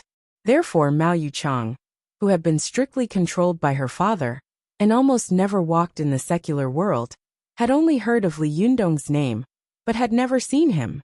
In addition, she was also a talented cultivator of the younger generation, and her conceit was no less than that of Zi Yuan. Naturally, she was not convinced by Li Yundong. Zhang Lufang looked at Mao Yuchang and saw that the daughter of the leader of the Maoshan sect was born with a face as beautiful as a flower and as beautiful as the moon. She was even prettier than herself, which attracted the attention of many young cultivators in the sect. She secretly pouted and said indifferently, "So it's a fellow Taoist of Maoshan sect. Sorry for not recognizing you." Seeing that Zhang Lufang didn't like her, Mao Yuchang was also extremely proud. She snorted and said, "If he is really invincible, why didn't he come? Didn't they say that he has a good relationship with Zi Yuan? As far as I know, during the succession ceremony, there will be a battle competition to see if the new sect leader has the qualifications to take over the position of sect leader. If I remember correctly, it seems that you can invite people to help you out." What? He didn't even come to such an open and above-board event. How dare he call himself invincible? Could it be that he's afraid? Zhang Lufang snorted and turned her head away. "Whether he's invincible or not, you'll know after you fight with him. Don't blame me for not reminding you. He is now a Jinshin master." Mao Yuchang curled her lips and said, "What's so great about a Jinshin master? I can still win. I'm afraid that he won't come." Hearing her exaggeration, Zhang Lufang couldn't help but be shocked. She turned her head to look at her carefully and thought to herself, "No way, Mao Yuchang has also reached the Jinshin phase? It doesn't look like it." While she was wondering, she heard a man's voice coming from the side. "Yuchang, what are you saying? Don't be presumptuous." Zhang Lufang looked over and saw a middle-aged man coming to Mao Yuchang and shouting at her in a low voice. Then the middle-aged man turned his head and smiled at Zhang Lufang. He saluted and said, "My niece is a little naughty and arrogant. Please don't mind her, Zhenren Zhang." Before Zhang Lufang could say anything, Zhang Kongyan said to the middle-aged man with a smile, "It turns out to be Zhenren Su Yangzi. Why didn't your leader, Zhenren Buzhou, come?" Deng Yu and Deng Jiao were curious, so they whispered to Zhang Lufang, "Who is this Su Yangzi? Who is Zhenren Buzhou?" Zhang Lufang also whispered, "Su Yangzi is the elder brother of the leader of Maoshan sect. His name is Mao Jian, and Zhenren Buzhou is the leader of the Maoshan sect." Only now did Deng Yu and Deng Jiao realize what was going on. They turned to look at Su Yangzi and listened to their conversation. Su Yangzi smiled and said to Zhang Kongyan, "Our leader is in closed-door cultivation and can't get away, so I had to come on his behalf." Zhang Liufang's heart skipped a beat, and she immediately looked at the scene. She exclaimed and thought to herself, "It's strange. Why haven't the leaders of the other sects come? It's so strange. Hey, the leader of the Qingqing sect is here. But apart from him, none of the leaders of the other sects are here. This is too strange, isn't it?" Zhang Kongyan didn't know what she was thinking. He smiled and returned the salute to Su Yangzi, saying, "I see. When we go back, please say hello to Zhenren Buzhou." After exchanging some pleasantries with him, Su Yangzi glared at Mao Yuchang, then pulled her aside and scolded her in a low voice. "What did I tell you before we came out? Is that something you can say just now? There are so many cultivation seniors and heroic experts here. Do you think it's your turn to be so arrogant?" Mao Yuchang was not surprised. She pursed her lips and said, "Really? But why haven't I seen any experts come? The strongest is only at the intermediate level of the golden body. What the hell? I thought I could see a great master of lightning retribution. What a disappointment. Humph, I wanted to meet Li Yunyang, but he didn't even dare to come. I hate him." Su Yangzi glared at her, but Mao Yuchang seemed to be used to it and was not afraid at all. He could only shake his head helplessly and say, "You really don't know the immensity of heaven and earth. Forget it, I don't care about you. You'll know after you suffer a few losses." Mao Yuchang giggled and said, "The person who can make me suffer a loss hasn't been born yet." Not far away, Zhang Lufang looked at Mao Yuchang and whispered to Zhang Kongyan, "Master, is this Mao Yuchang a Jinshin master? Why don't I think so? If she's not a Jinshin master, how could she be so arrogant?" Zhang Kongyan glanced at Mao Yuchang and smiled. She's young and impetuous. It's understandable. Besides, is it strange that the daughter of the leader of the Maoshan sect is a Jinshin master? Zhang Lufang asked curiously. Aren't there only 4 Diyu and Jindan in the past 200 or 300 years? How did she cultivate to the Jinshin phase? Zhang Kongyan laughed and said, as the mainstay of the northern forces, the Maoshan sect has been competing with our southern Taoist sects for so many years, so its foundation is naturally very deep. Moreover, which sect doesn't have a special way to cultivate the Jinshin? Didn't Wang Yuanshan also break through to the Jinshin? Didn't I also break through to the Jinshin? No Diyu and Jindan? Throw it with money. Throw it with medicine. With the unique cultivation method and financial resources of the Maoshan sect. You think you can't make a Jinshin master? Do you believe it? As he said this, Zhang Kongyan stroked his beard and narrowed his eyes at Mao Yuchang. However, not everyone can rely on money and medicine to reach the Jinshin phase. It's impossible without rare talent. Otherwise, why didn't Wan Jinyuan of Mount Gazao use money and medicine to make himself a Jinshin? No matter what, since Mao Yuchang dared to be so arrogant, she must have something up her sleeve. Zhang Lufang snorted. Just as she was about to speak, she suddenly saw 2 people slowly walking over. One of them was wearing a red Taoist robe with blue edges. The Taoist robe was inlaid with an azure dragon bearing its fangs and brandishing its claws. The other was wearing a bright yellow Taoist robe with blue edges. The Taoist robe was inlaid with a majestic vermilion bird. These 2 people were none other than Zi Yuan and Ruan Hongling.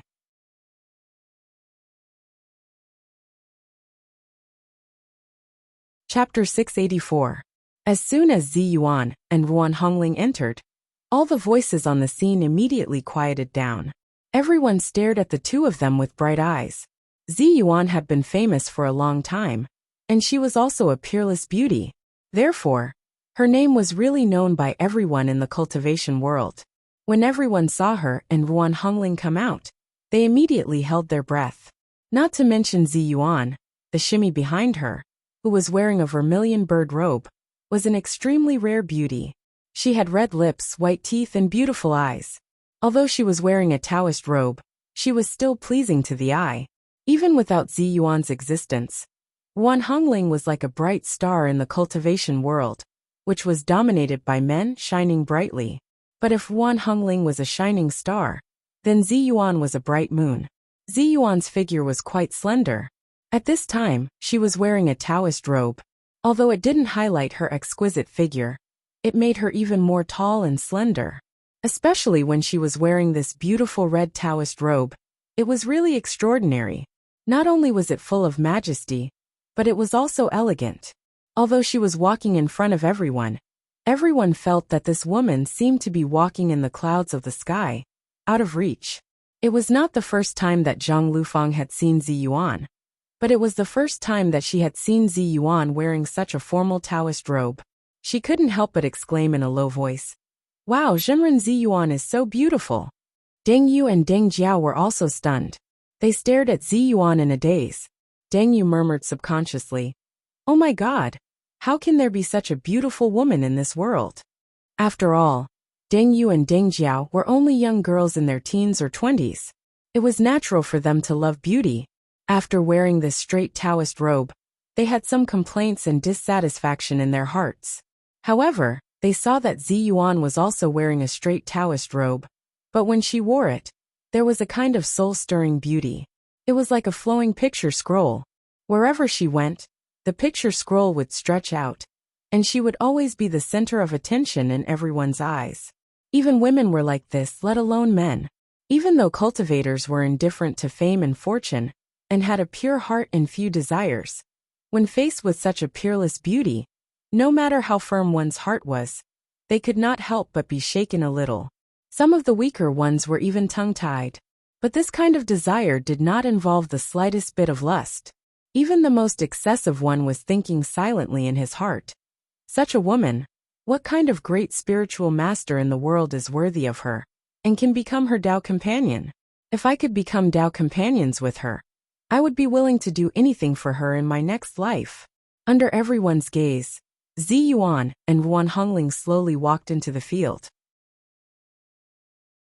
It was so quiet that one could hear a pin drop.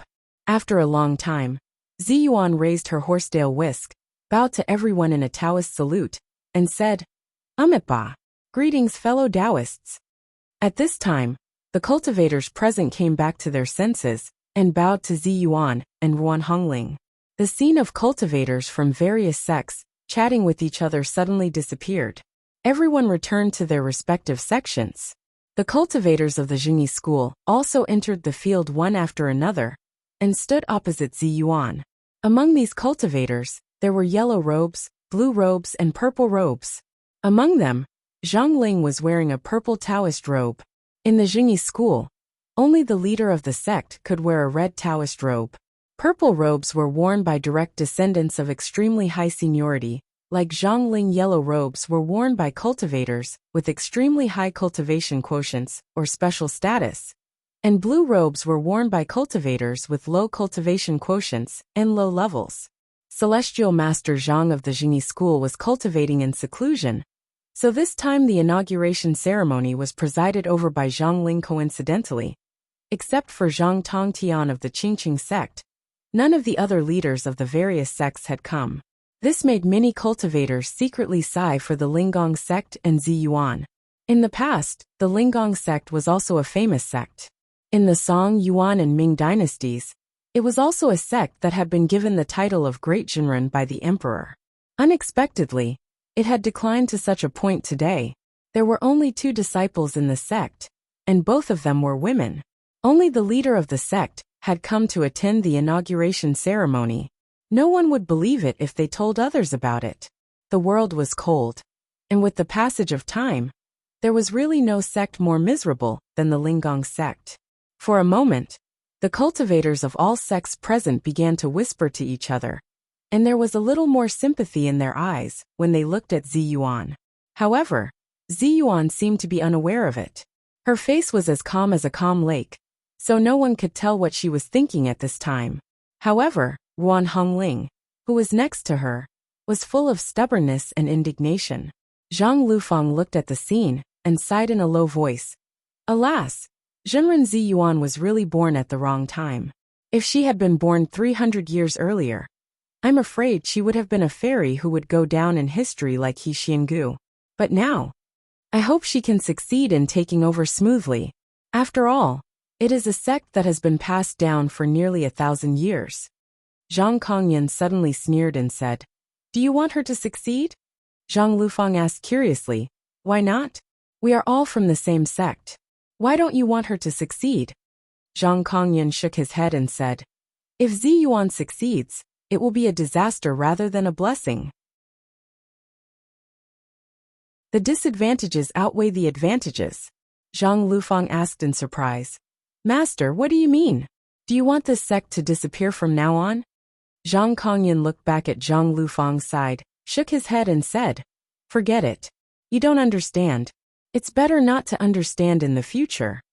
As he spoke, he looked at Ziyuan with pity and whispered in his heart, Ziyuan, if you are really smart, don't take over the position of leader. This is a big fire pit. While he was sighing in a low voice, Zhang Ling walked out of the field. She walked to the center of the field according to the rules of the Linggong sect, and loudly announced the official start of the ceremony. Soon, the disciples of the Jingyi school filed into the field with incense burners, horsetail whisks, treasured mirrors, and other Taoist magical items.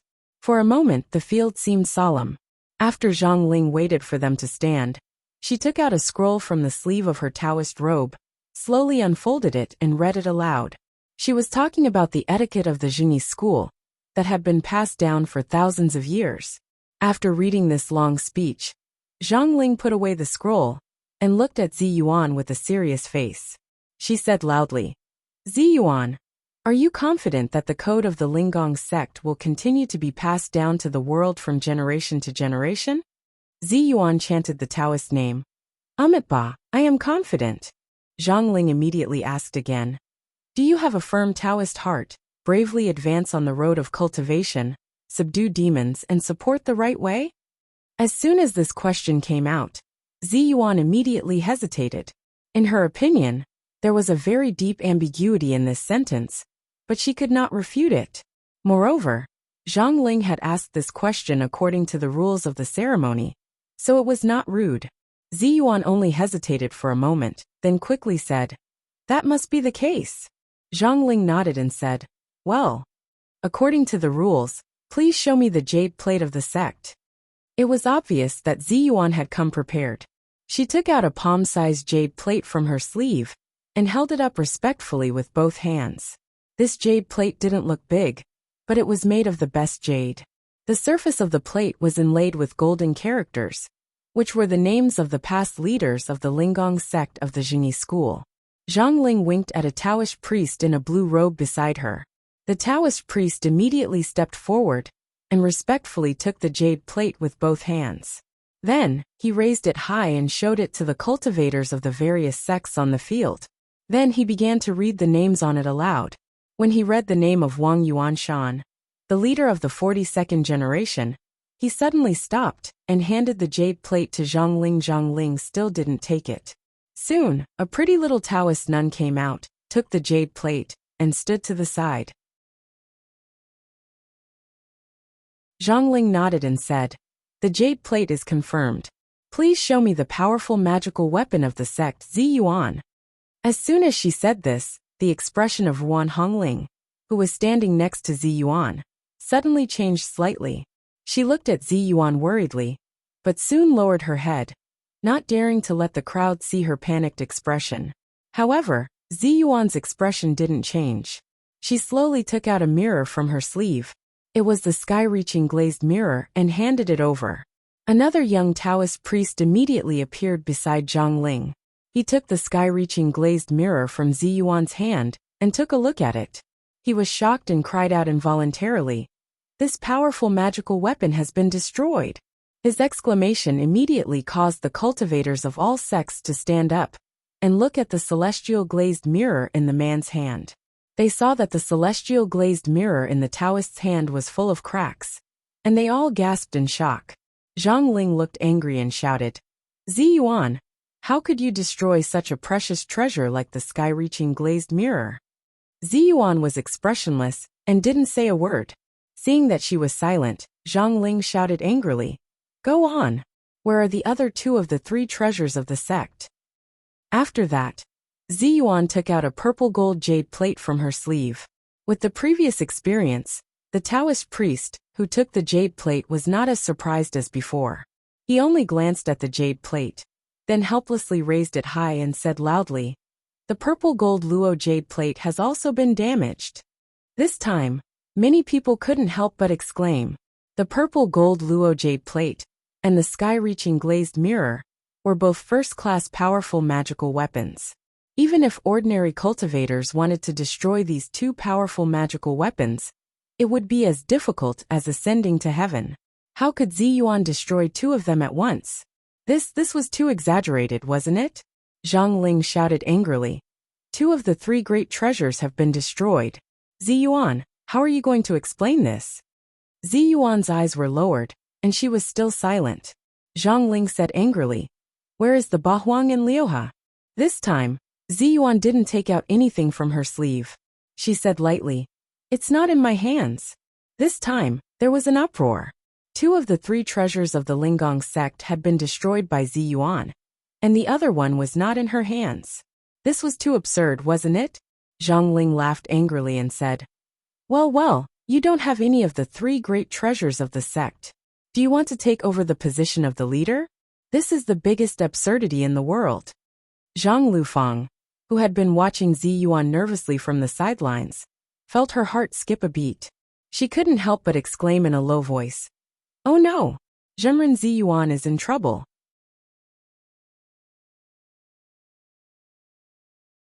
Not only will she not be able to inherit the position of the leader, but she will also be punished. Zhang Kongyan didn't expect that Ziyuan would destroy the remaining two great treasures of the Linggong sect. He looked at Ziyuan with his mouth agape and tongue-tied. After a long time, he sighed deeply and said in an imperceptible tone, "Yuanshan, it seems that your disciple's tribulation is going to be difficult. Ah. I also want to make up for it, but there are too many trivial things. I have the heart to kill the thief, but I can't do anything about it. I'm so depressed. I don't have to wait anymore today. The third one won't come out.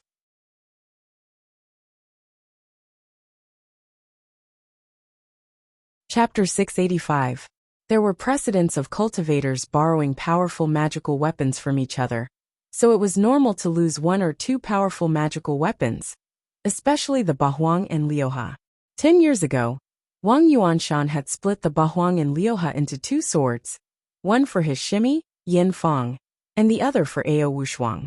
Therefore, if Zi Yuan had only lost the Bahuang and Liuha sword, it would have been understandable. But now, two of the three major treasures of the Linggong sect had been destroyed, and the last one was simply in the hands of others. This kind of thing was simply unimaginable in other sections. For a moment, there was a lot of discussion. Although the cultivators from various sects had only come to be witnesses, there were also many people who pointed at Zi Yuan and secretly shook their heads. Mao Yuchang of the Maoshan sect was proud and arrogant. She had long been dissatisfied with Zi Yuan's reputation. She thought that she was just a figurehead and had the idea of competing with her. However, she was usually very strict with her father, so she didn't have a chance. But this time, she had begged her father for a long time before she was allowed to come with her uncle. But today, she was shocked by Zi Yuan's amazing beauty. At this time, seeing Zi Yuan being silently criticized by everyone, she immediately sneered and said, "You can't even control the powerful magical weapon of the sect, and you still want to be the leader? What a joke!" Her sneer was neither loud nor soft, but it was loud enough for many cultivators to hear. Many of them looked at her. Su Yangzi immediately glared at her. "Yuchang, shut up." Mao Yuchang snorted and turned her head away, not saying another word. At this time, Zhang Ling glared at Zi Yuan. "Zi Yuan, do you have anything to say?" Zi Yuan was silent for a while, then opened her red lips and said, "Zi Yuan has nothing to say." Zhang Ling walked up to the glass mirror of sky and pointed at the magic treasure that made countless cultivators jealous. She said angrily, "How did you destroy this glass mirror of sky? Tell me." Zi Yuan lowered her eyes and said in a faint voice, "Since it's already damaged, what's done can't be undone. What's the point of asking?" Zhang Ling was furious. "Bastard! This magic treasure was not only created by Gu Yifei, the Grand Master of the Linggong sect, but it had been passed down for nearly 1,000 years. Today, it was actually destroyed by your hands. How are you going to face your master?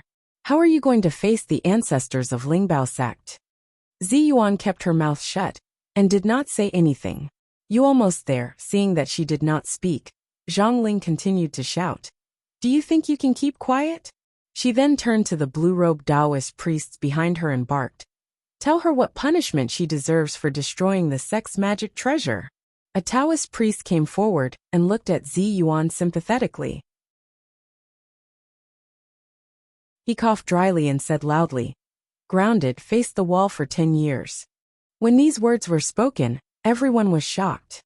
Facing the wall for 10 years was a nice way to put it, but in reality, it was imprisonment for 10 years. None of them dared to imagine that a beauty like Zi Yuan would be imprisoned alone for 10 years, accompanied by a lamp and sleeping alone with a lonely shadow. What kind of consequences would that be? What kind of scene would that be?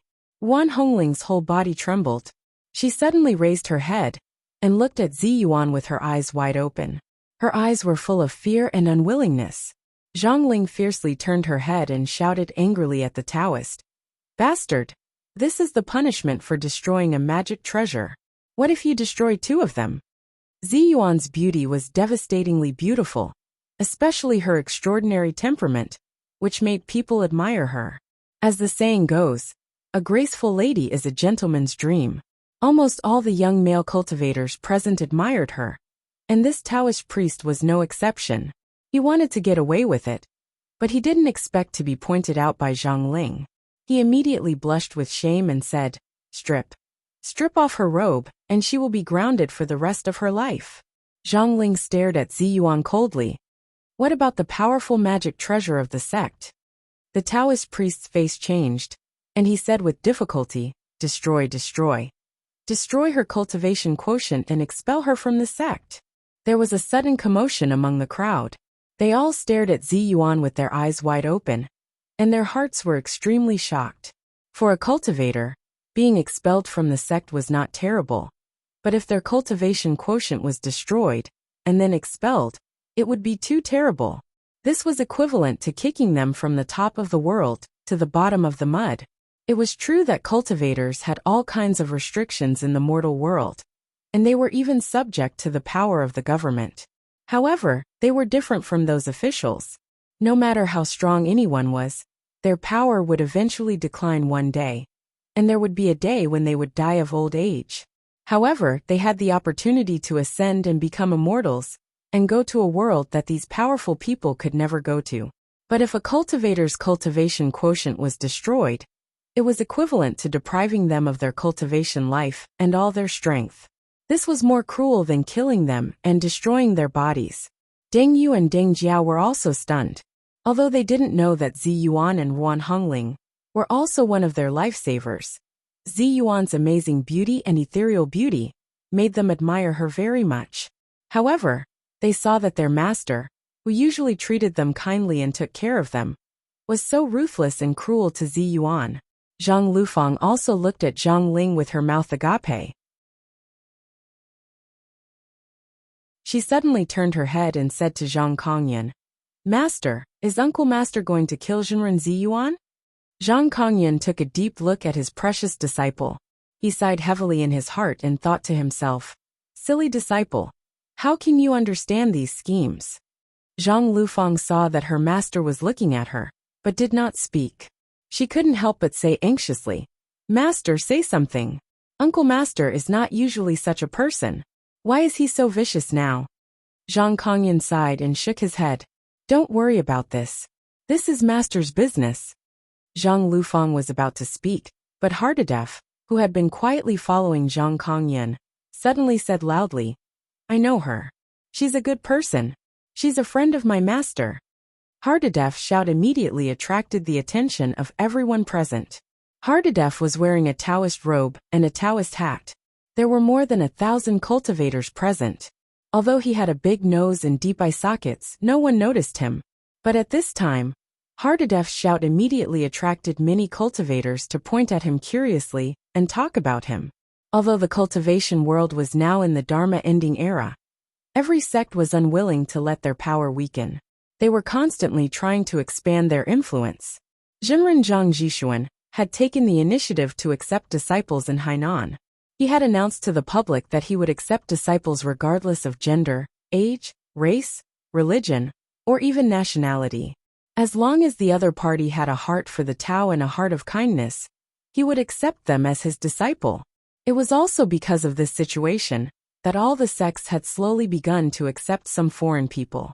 However, there were also many sects that stubbornly stuck to the rules of their sects, and Jingyi school was one of them.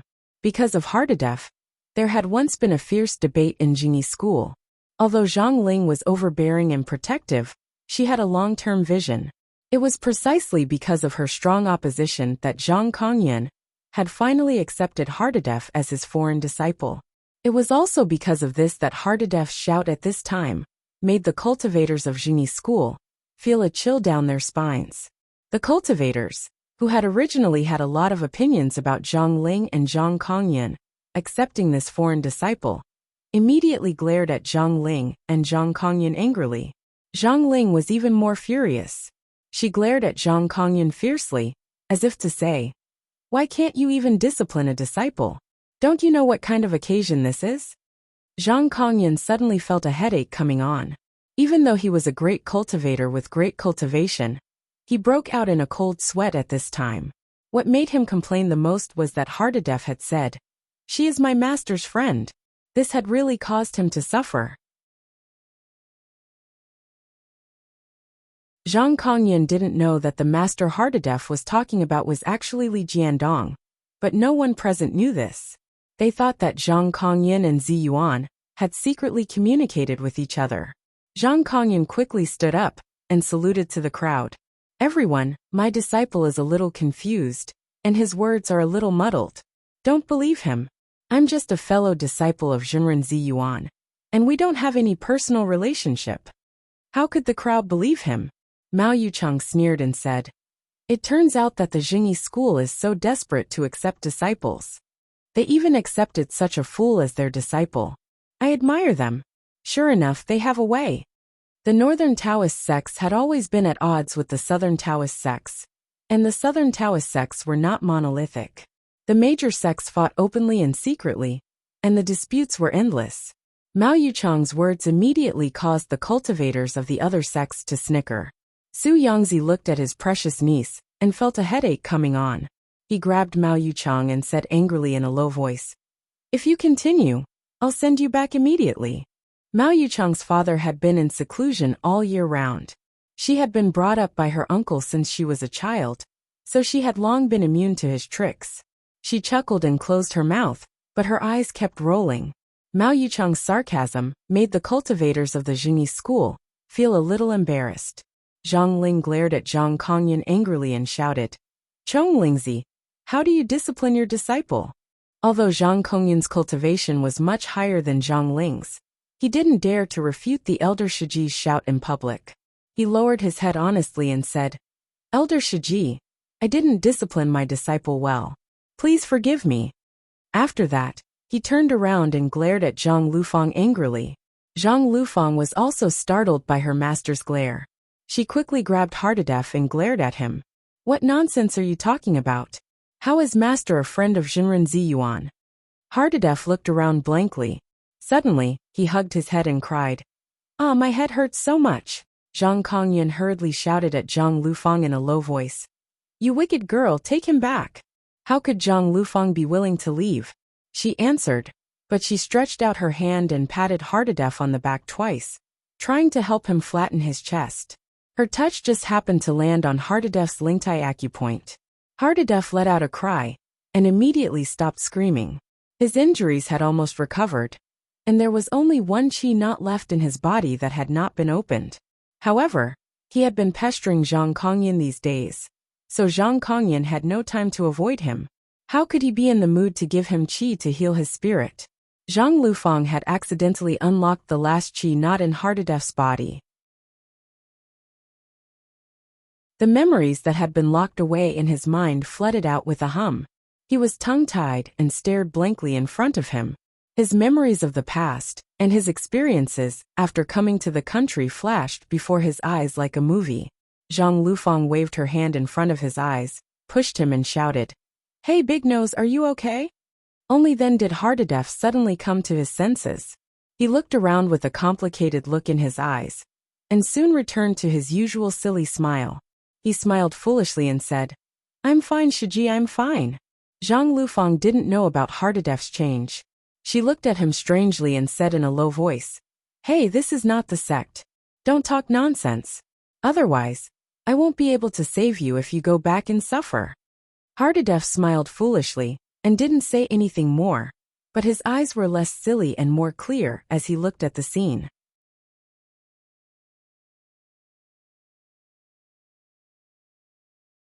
Chapter 686. Seeing that Hardadef had finally calmed down, Zhang Lufang breathed a sigh of relief. She saw that everyone was looking at Ziyuan again. Only her master was glaring at her angrily. She quickly changed the topic with a smile. Master, why is Uncle Master so cruel to Ziyuan? Uncle Master is not usually such a person. How could Zhang Kongyan not know what she was thinking? But now was not the time to settle accounts. He snorted angrily and said in a low voice, Factional strife, power struggle. What do you a child know? In the face of such factional strife, whoever is a good person is a sinner. Do you think I don't want to help Ziyuan? But why don't I? Think about it yourself. Zhang Lufang pouted. Humph, I'm not a child. I'm already very old. Is factional strife so terrible? Can it make a person become another person? Zhang Kongyan sneered and said, Where there are people, there will be Jianghu. And where there is Jianghu, there will be strife. Do you think that even the high and mighty sect master celestial master would never engage in such scheming and scheming? Humph, what a joke. Anyway, don't talk too much about this matter. Uncle Master is doing this for the foundation of our Jingyi school for more than 1,000 years. She has her reasons. Zhang Lufang snorted. What reasons? It's nothing more than a struggle for power and profit. Do you think I don't know anything? I just don't understand. We are all from the same sect. Why are there such strife? Zhang Kongyan was silent. He suddenly thought of his best friend Wang Yuanshan. His voice became a little bleak as he whispered, Silly child. You are too young to understand. While they were talking, Zhang Ling once again made things difficult for Ziyuan. She shouted, Ziyuan, would you rather have your cultivation crippled and be expelled from the sect than explain yourself? Ziyuan's long eyelashes fluttered slightly. She slowly raised her eyes, glanced at Zhang Ling, and then at everyone present, and then at Zhang Ling Yusun. Everyone held their breath and listened to what Ziyuan was going to say next, waiting for her explanation. But Ziyuan just smiled gently and said lightly, Even if I explain, what's the use? As soon as she said this, Wan Hongling suddenly grabbed her arm and whispered anxiously, Shiji. Ziyuan didn't seem to feel it. She secretly transmitted her voice to Wan Hongling. Hongling, pay attention to your actions. Have you forgotten what I told you before we came? Wan Hongling felt as if she had been struck by lightning. You almost there when the golden invitation from the Jingyi school was delivered. It was like a rope around her neck. She could only watch as the rope tightened. However, when the Jingyi school quickly sent another golden invitation and changed the time of the ceremony, Wan Hongling suddenly felt that a terrible danger was quickly approaching them. Because of this, she immediately rushed to Ziyuan's side and told her about the predicament at this time. She asked her to quickly think of a way to get Li Yundong ready and help them get through this difficulty. But what they had never expected was that Li Yundong had actually entered a meditative state at this time. The moment Ziyuan received the second golden invitation, she had already figured out what kind of situation she was going to face alone. In those short 10 seconds, many scenes flashed through Ziyuan's mind. If it weren't for the fact that Masako Tachibana Wakako had defeated her at the Taoist assembly, Li Yundong would have definitely taken action. Later, because of this matter, Masako Tachibana was furious. In order to get back at her, she sent Saionji Tsunekatsu. In the end, Li Yundong went to Dongying, which led to the release of the remnant soul of the mystical silver fox. All of this led to Li Yundong going to Hainan to keep an eye on Chao Kefi, the remnant soul of the mystical silver fox. Finally, he met Zhang Jishuan. By chance, he got Zhang Jishuan's favor and got his true inheritance. At this critical moment, he entered a meditative state. All of this finally froze in front of Ziyuan's eyes. She let out a long sigh in her heart. She was a person who believed in fate. You almost there, all of these coincidences made Ziyuan think sadly in her heart. Is it true that God wants to destroy our Linggong sect? Since the Linggong sect is going to die, I'll die with it. With Ziyuan's wisdom and Wan Hongling's intelligence, it was impossible for them not to know what would be waiting for them if they attended the inauguration ceremony without the three great treasures of the sect. Wan Hongling also cried and tried to persuade Ziyuan not to go to Mount Longhu. Now the leader of the Linggong sect was a poison to Ziyuan, a fire pit. If she went, she would die. But no matter how she tried to persuade her, Ziyuan just smiled and said calmly, Hongling, there's no need to say anything more. No matter how dangerous the situation is, I will go. Because I am Ziyuan, Ziyuan of the Linggong sect. What a proud and conceited sentence. But Shiji, you can't ruin yourself like this because of your identity. You can't jump down a mountain of knives and a sea of fire because of your pride. Wan Hongling looked at her Shiji with tears in her eyes. She couldn't help but sob in her heart. Shiji, why don't you always live for yourself? When Master left the psalm for you, you lived for it. After you met Li Jiandong and fell in love with him, you lived for him. But now, why do you want to be buried with this sect? The more Wan Hongling thought about it, the more her heart ached. She couldn't help but grab Ziyuan and cry desperately. Shiji, we don't want to be the leader anymore. Let's go. I don't want to see you like this. Her voice was sorrowful and mournful, and everyone who heard it was moved. Although the cultivators of the various sects present were fighting fiercely in private, they couldn't help but feel a little sad when they saw such a cruel factional strife in the open. Even Mao Yuchang, who had been very arrogant and sharp-tongued before, was a little silent. Only Zhou Ping hid in the crowd and was in high spirits.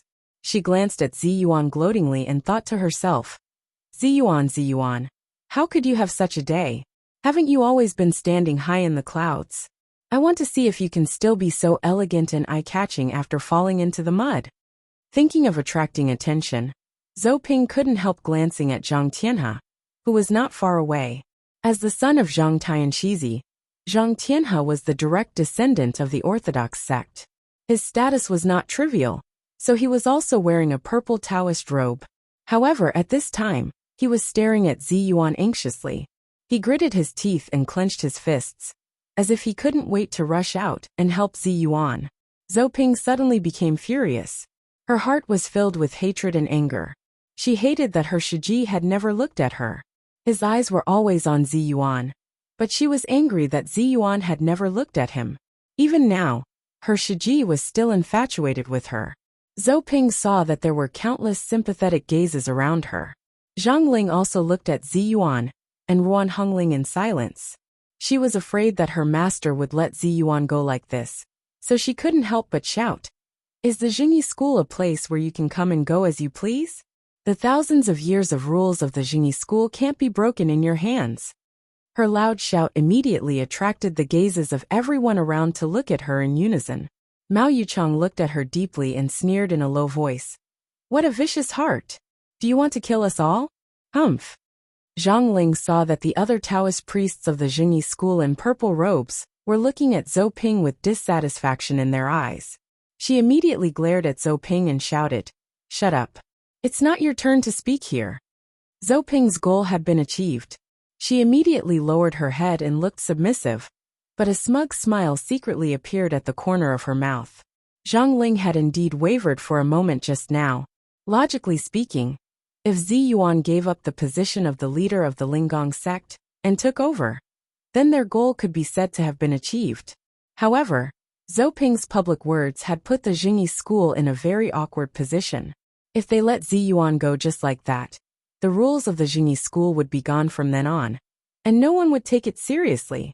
Zhang Ling only hesitated for a moment, then gritted her teeth and shouted, "Ziyuan, a country has its laws, a family has its rules, and a school has its dogma. I will punish you on behalf of the leader of the Jingyi school. Are you convinced?"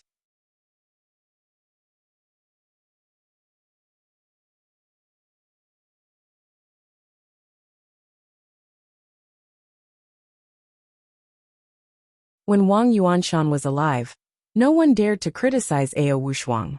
But after Wang Yuanshan passed away, Ao Wushuang had been alone for 10 years, and all the cultivators in the world had scolded her for 10 years.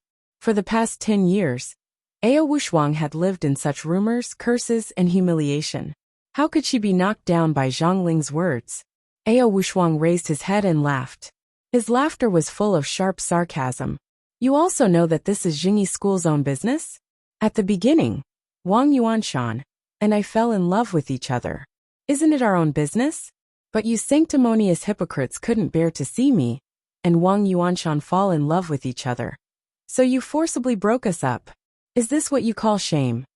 Zhang Ling was furious and scolded, "Ao Wushuang, don't try to confuse right and wrong. It was obviously you who bewitched Wang Yuanshan, but you actually framed him." Ao Wushuang sneered and said, "Wang Yuanshan has long passed away. Naturally you have the final say. But let me tell you, 10 years ago you could bully me. 10 years later, I won't tolerate you bullying Ziyuan and Ruan Hongling." Zhang Ling was furious and shouted, "Ao Wushuang, who do you think you are? How dare you interfere in the affairs of our Jingyi school? Who are you to the Linggong sect? Who are you to Ziyuan?" Ao Wushuang smiled coldly and said proudly, "I am Wang Yuanshan's wife. Of course, I have to take care of his disciple." This sentence caused an uproar in the field. When Wang Yuanshan had betrayed the sect and left, all the members of the Jingyi school had taken it as a great shame. Not only did they claim that Ao Wushuang had seduced Wang Yuanshan, But they also claimed that Wang Yuanshan had been enlightened before he became an immortal, and had said that he had severed all ties with Ao Wushuang.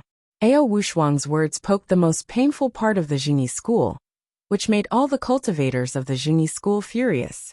They scolded her one after another, and even the cultivators of other sects were cursing her loudly with disdain. Zhang Lufang looked at the field in a daze. Although she knew that this was the case of Wang Yuanshan's betrayal, which had shocked the cultivation world 10 years ago, she was still very young at that time, and didn't understand this matter deeply. How could she have known that this matter could cause such a big wave when it was brought up again today? She was looking at the field blankly, but she heard Mao Yucheng sneer at the cultivators on the field and sneer in a low voice. "Humph, a group of hypocrites." Mao Yucheng's mouth was sharp and mean, and she was proud and conceited. Zhang Lufang had already experienced it, but at this time, her words came out of nowhere, and she didn't know who she was attacking. But when Zhang Lufang took a look, she saw that Mao Yucheng was glancing at the many male cultivators around her, with an extremely contemptuous look. Although she was still a budding girl, she was no longer a silly girl who had just awakened to love. Naturally, she could see many hidden desires in the eyes of these men at a glance. This kind of desire was like a flame, and they couldn't wait to devour this extremely beautiful and charming woman. However, these people obviously wished that they were Wang Yuanshan, but they scolded Ao Wushuang in a righteous manner. Looking at this scene, Zhang Liufang's heart skipped a beat. She opened her mouth to speak, but found that she couldn't say a word. This little girl suddenly seemed to have matured a lot. When Zhang Ling saw that Ao Wushuang dared to call herself Wang Yuanshan's wife in public, she was so angry that her whole body was trembling, and her voice was trembling. "You shameless witch! It seems that I really can't allow you to be so presumptuous today." Ao Wushuang squinted at her contemptuously and sneered. Then she turned around and walked over to Ziyuan. She fixed her eyes on her and asked as if there was no one else around. "Ziyuan, I want to take you away. Are you willing?" Wan Hongling's heart was in her throat. She grabbed Ziyuan's arm tightly and stared at her lips, for fear that she would say something against her will. However, Ziyuan looked at Ao Wushuang indifferently. She sighed softly and said non-committally, "You shouldn't have come." Ao Wushuang snorted and laughed self-deprecatingly. 10 years ago, Wang Yuanshan was captured by this group of hypocrites. I should have gone at that time. 10 years later, his disciple was going to be framed again. If I hadn't come, Wang Yuanshan would have scolded me in heaven. Ziyuan sighed and opened her mouth. Just as she was about to speak, she heard Zhang Kongyan shout, "Ao Wushuang, you're courting death. 10 years ago, I wanted to kill you to avenge my good friend. Today, not only do you dare to come to this place, but you also dare to confuse black and white." Ao Wushuang turned her head and squinted at Zhang Kongyan. She sneered and said, "You old fool, why are you shouting here instead of staying in your own Taoist temple and taking care of your disciples? If Wang Yuanshan hadn't fallen into your trap, how could he have ended up like this? It was you who betrayed your friend for glory, and betrayed me first. How dare you point at my nose and scold me?" Zhang Kongyan's face turned black with anger. The bones all over his body crackled, and a stream of white qi rushed up from the top of his head. The usually lazy old man was really angry at this time. Every time he took a step, the hard bluestone ground would immediately sink into a footprint, as if Zhang Kongyan was stepping on a piece of soft mud. Zhang Kongyan gritted his teeth and said, "Which today I'm going to enforce justice on behalf of heaven." Ao Wushuang raised her head and laughed. "Enforce justice on behalf of heaven? Well, this is the favorite excuse of you decent people." As she spoke, countless white hairs quickly grew all over her body, and in the blink of an eye, she turned into a huge seven-tailed white fox. She glared at Wang Yuanshan and said sternly, "I want to see what you can do to me." This time, there was a burst of exclamations. Although Mount Longhu was the ancestral court of the Jingyi school, it was also a Taoist holy land. Ao Wushuang dared to show her real body in such a place and fight with others. This was too arrogant. In particular, the Taoist priests and nuns of the Jingyi school were so surprised and angry that they couldn't believe their eyes. Zhang Ling was furious. In an instant, her hands were surrounded by raging flames, and her whole body seemed to be shrouded in a ball of blazing flames. Zhang Kongyun's body was shrouded in a faint layer of golden light, and he walked toward Ao Wushuang step by step. Although his pace was not fast, each step shook the mountain slightly. It was as if a towering giant was walking toward Ao Wushuang. Although Ao Wushuang was conceited, she also knew that the Jingyi school had been a Taoist cultivation sect for thousands of years. Although it had declined in recent years, a centipede was still alive. It was absolutely impossible for her to be a match for so many masters of the Jingyi school. Ao Wushuang quickly turned her head and said to Zi Yuan in a hurry, "You guys go quickly, Before she could finish her words, she heard Ruan Hongling exclaim, "Be careful." Ao Wushuang only felt a strong wind coming from her side. Her heart trembled, and she suddenly leaped up. There was a loud bang at her original position. It was Zhang Kongyan who leaped high in an instant and smashed toward the place where Ao Wushuang was like a meteor. With this smash, the ground suddenly caved in. The surrounding 2-inch thick stone slabs were shattered and turned over, and a 2-foot deep pit was smashed out of the ground. Although Ao Wushuang had dodged the blow, Zhang Ling's raging fire soon came to her face. Ao Wushuang snorted angrily and swung the 7 tails behind her. Suddenly, there was a gust of wind that was like a blade around her. The sound of the gust of wind breaking through the air was ear-piercing, and the wind blades were so sharp and fierce that they seemed to tear the air and space apart. As soon as the fireball passed by them, it was immediately torn into countless pieces by the sharp wind blades and scattered in all directions. When Zhang Ling, Zhang Kongyan, and the other masters of the Jingyi school saw that Ao Wushuang had dodged the 2 attacks, they immediately snorted angrily and were about to pounce on her together. However, as soon as they moved, they saw a tall, delicate woman standing in front of them. It was Zi Yuan. Zhang Ling shouted angrily, "Zi Yuan, get out of the way." Zi Yuan's expression was still indifferent. She said softly, "I'm sorry, Jinren Zhang. I can't let her go." Zhang Kongyan also gritted his teeth and said, "Zi Yuan, are you crazy? You're actually protecting a fox demon?" Zhou Ping also took the opportunity to add insult to injury. "Zi Yuan, everyone says that you collude with evildoers and collude with bandits. What else do you have to say today? Why are you protecting a demon?" Zi Yuan smiled faintly and said, "Because she is my master's wife, so I have to protect her." Zhang Kongyan widened his eyes and said in a trembling voice, "Zi Yuan, are you really crazy? Do you know what you're saying? Get out of the way. It's not too late to rein in the horse before the cliff." Zi Yuan glanced at him faintly and said softly, "Jinren Kongyan, everyone says that your spiritual energy is strong and your jinshin is amazing. Can I ask you for advice today?" All the people of the Jingyi school gasped and looked at Zi Yuan in disbelief. Zhang Kongyan's body trembled and he thought to himself, 10 years ago, I was forced to fight with Wang Yuanshan and caught him with my own hands. 10 years later, he wants me to catch his disciple again. Update.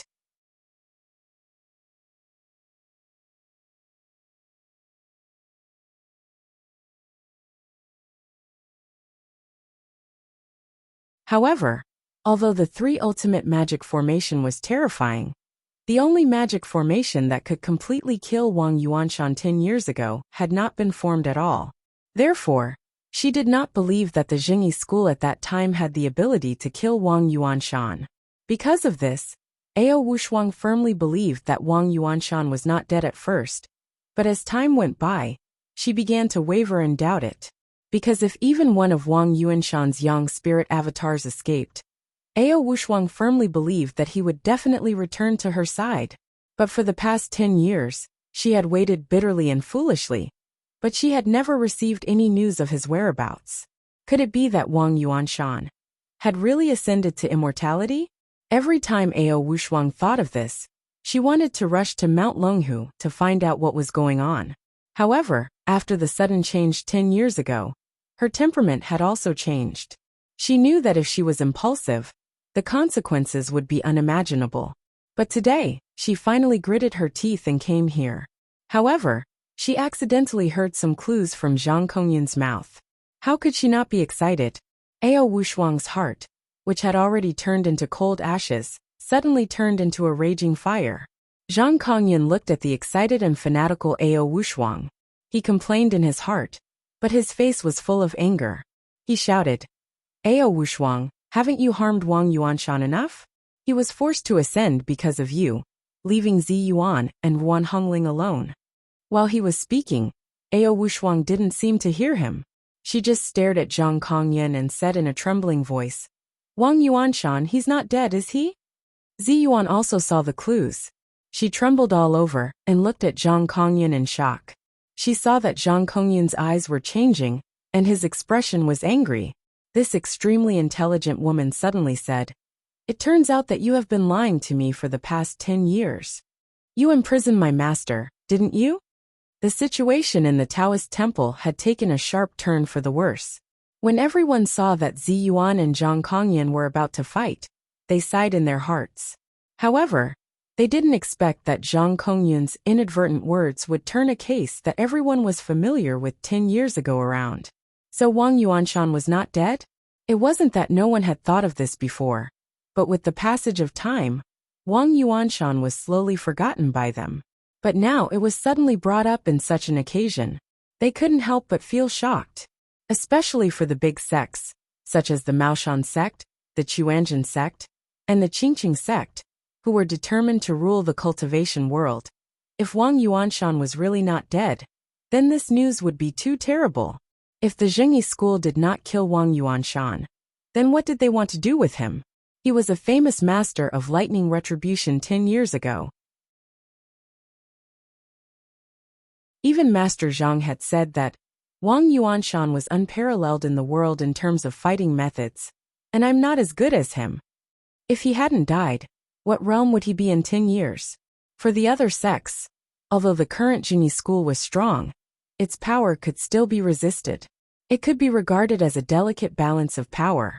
But if Wang Yuanshan appeared out of nowhere again, then the other sects would have no power to resist. Thinking of this, the cultivators of the other sects looked at Zhang Ling, Zhang Kongyun, and the others of the Zhengyi school with unkind eyes. At this moment, they would rather believe that Wang Yuanshan was not dead. The conspiracy theory quickly took root in everyone's heart. Zhang Ling was not the best at fighting methods, but she was good at grasping the overall situation. Seeing that things were not going well, she immediately pointed at Zi Yuan and shouted, Zi Yuan, are you stupid enough to believe such a rumor? Wang Yuanshan was infatuated with the demoness and betrayed our sect. He should be killed. The law of our Zhengyi school is as firm as a mountain. How can we cover up for him? Zhou Ping also took advantage of the situation and interrupted. Master, if the upper beam is not straight, the lower beam will be crooked. With a master like this, how good will a disciple be? Zi Yuan looked at her coldly and asked, If my master is really a flying immortal, then where is his golden body? Why haven't you let me see it in the past 10 years? Any master who cultivated to the Jinshin phase would not decay even after ascending. His appearance would be the same as when he was alive. Such a body that had lost its young spirit, soul, and vitality was called a golden body by cultivators. Although it had the same name as the Jinshin phase, in fact, it specifically referred to the bones of cultivators after they had ascended, not to the cultivation realm of cultivators. Soon, Wan Hongling's eyes lit up, and her pretty face turned red with excitement. Yes, when you said that Master was a flying immortal, Shiji said that she wanted to see Master's golden body. Why did you stop her? Ao Wushuang clenched her teeth. Although she didn't say a word, her trembling body had already exposed her inner excitement. In the face of Zi Yuan and Wan Hongling's difficulties, Zhang Ling scolded angrily. Be ****. Can a traitor keep his golden body? Let me tell you, his golden body has long been turned into powder by the leader's ninth heaven divine thunder. You want to see him? Go to heaven and see. The greater the expectation, the greater the disappointment. Ao Wushuang couldn't help it. She let out a shrill scream and rushed toward Zhang Ling. Zhang Ling was not afraid at all. She shouted, Come on. She slammed her hands on the ground, and with a loud rumble, The ground beneath her feet immediately cracked into countless cracks. In an instant, several huge holes were torn into the ground, and within each hole, there were raging flames and surging lava. Zhang Ling pressed her hands on the ground, and the raging fire and magma in the cracks suddenly boiled up, wrapping her tightly like a waterfall. Everyone saw that Ao Wushuang was about to collide with Zhang Ling in an instant. With a bang, the wall of fire in front of Zhang Ling was instantly twisted like a wave, and flames shot in all directions. Ao Wushuang's whole body was instantly bounced back, and her whole body was wrapped in flames. However, there was no sign of her being burned in the flames. Instead, she raised her hand in front of her, and all the flames flew to her fingertips, forming a small fireball that didn't jump. It was as dexterous and obedient as a small pet. Ao Wushuang clenched her fingers into a fist and crushed the fireball. Her eyes were cold, and her voice was extremely angry. Zhang Ling, take out your Samadhi true fire. I can't do anything to this mere 9-earth true fire. Zhang Ling glared at him and said, Do you want to die? Well, I'll fulfill your wish. Zhang Kongyan knew how powerful Ao Wushuang was. He was afraid that something would happen to Zhang Ling, so he shouted at Ao Wushuang, Which surrender now. Eldest Shiji doesn't need to kill a chicken. I'm enough. As soon as he finished speaking, he saw Ziyuan standing in front of him. She stared at him and said, Jimren Kong Yin, for the sake of your friendship with my master for so many years, tell me the truth. Is my master really not dead? Zhang Kongyan hesitated for a while, but soon he gritted his teeth and said, Ziyuan, Wang Yuanshan brought this upon himself. His body and soul have long been destroyed. Don't fantasize anymore. Get out of the way, or don't blame me for being ruthless. However, Ziyuan didn't move at all. Her eyes were still fixed on Zhang Kongyan, and there was no sign of her moving aside. Zhang Kongyan was furious. Ziyuan, this is an act of apostasy. Are you really going to apostatize for Ao Wushuang? Ziyuan bit her lip and clenched her fists tightly. Tell me where my master is. Zhang Kongyan was furious. Unreasonable. Get out of the way. After that, he was about to step forward. At this time, the situation on the field was changing, and the cultivators of all sects were stunned. Mao Yuchang sneered and said, Well, it's really twists and turns. This inauguration ceremony is really interesting. Su Yangzi glared at her and said, Don't talk nonsense. Why don't you hurry up and persuade them? Mao Yuchang sneered and said in a low voice, Don't you want them to fight until their heads are broken and bleeding? Su Yangzi was furious and shouted, You. Before he could finish his words, he saw the two sides on the field quickly coming into contact and were about to fight. But at this moment, a clear Buddhist chant came from the distance of the Taoist temple, followed by a very magnetic voice. Amit Ba, I'm Imagawa Koyun of the Tiantai sect. Greetings Jinren of the Chinese Taoist sects. Then all kinds of voices sounded one after another. Kaisai Hikari of the Jinren sect. Greetings everyone. Saionji Tsunakatsu of the Jinren sect. Greetings everyone.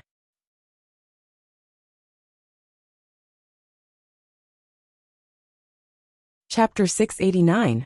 A series of voices came from the mountainside of Mount Longhu, causing Ao Wushuang and the others, who were fighting fiercely, to stop one after another. They all looked in the direction of the voices in bewilderment. At this moment, almost everyone understood that whether it was a blessing or a curse, they could not avoid it. Although the Zhengyi school had deliberately brought forward the inauguration ceremony many days, in order to avoid the Japanese cultivation group, the Japanese still came knocking on their door. Damn it! Although their eyes were red, and they wanted to fight to the death just now, Ao Wushuang and Zhang Ling soon separated. Ziyuan and Zhang Kongyan looked at each other, then turned around and faced the direction of the Japanese. Only Zhang Lufang, Deng Yu, and Deng Jiao followed the gazes of the crowd with blank faces. The three of them were either naive, reclusive, or indifferent to worldly affairs. They had no idea what was about to happen. Zhang Tongtian, the head of the Qingqing sect, who had been keeping a low profile in the crowd, and his shitty, Zhang Huashui, snorted at the same time. Zhang Huashui clenched his fists so hard that they made a cracking sound, and he said in Sichuanese, "Damn it! Why did these F***ers really come? It's good that they came. Watch me beat these sons of bitches into meat paste." Zhang Tongtian immediately grabbed him with one hand and said in a deep voice, "Shitty, don't be impulsive. Let's see what the other sex will do." Zhang Huashui turned his head and stared at him with red eyes. "Shitty, you're still too naive. In the end, we're the fools who came here on our own. Look at the people of the other sections. Each of their leaders is more cunning than the other. They simply don't come. Do you still expect them to stand out?" Bah! Zhang Tongtian's face darkened, and he still said, "Don't worry. Let's see what happens first." Zhang Huashui snorted angrily and turned his face away. Naturally, most of the cultivators present had heard the news that they could only lose and not win. Wei Qing and Yu Sheng of the Chuanjin sect saw that the Japanese were arriving in the blink of an eye, and they immediately looked at Du Fei. However, Du Fei shook his head slightly at them and said in a low voice, "The overall situation is more important. Don't be impulsive." Wei Qing and Yu Sheng snorted at the same time, their faces full of unwillingness. At this time, Japanese cultivators slowly appeared on the mountain road. Most of these cultivators were dressed in the clothes of various sections. Some held Buddhist staffs and wore bamboo hats. They wore orange monk robes and white monk robes. Some did not wear bamboo hats and wore yellow kasayas. Some wore white robes with a black crown on their heads and held a fan in their hands. When these cultivators went up the mountain, some of them reported their sect's names and dharma names in Chinese, while others reported in Japanese.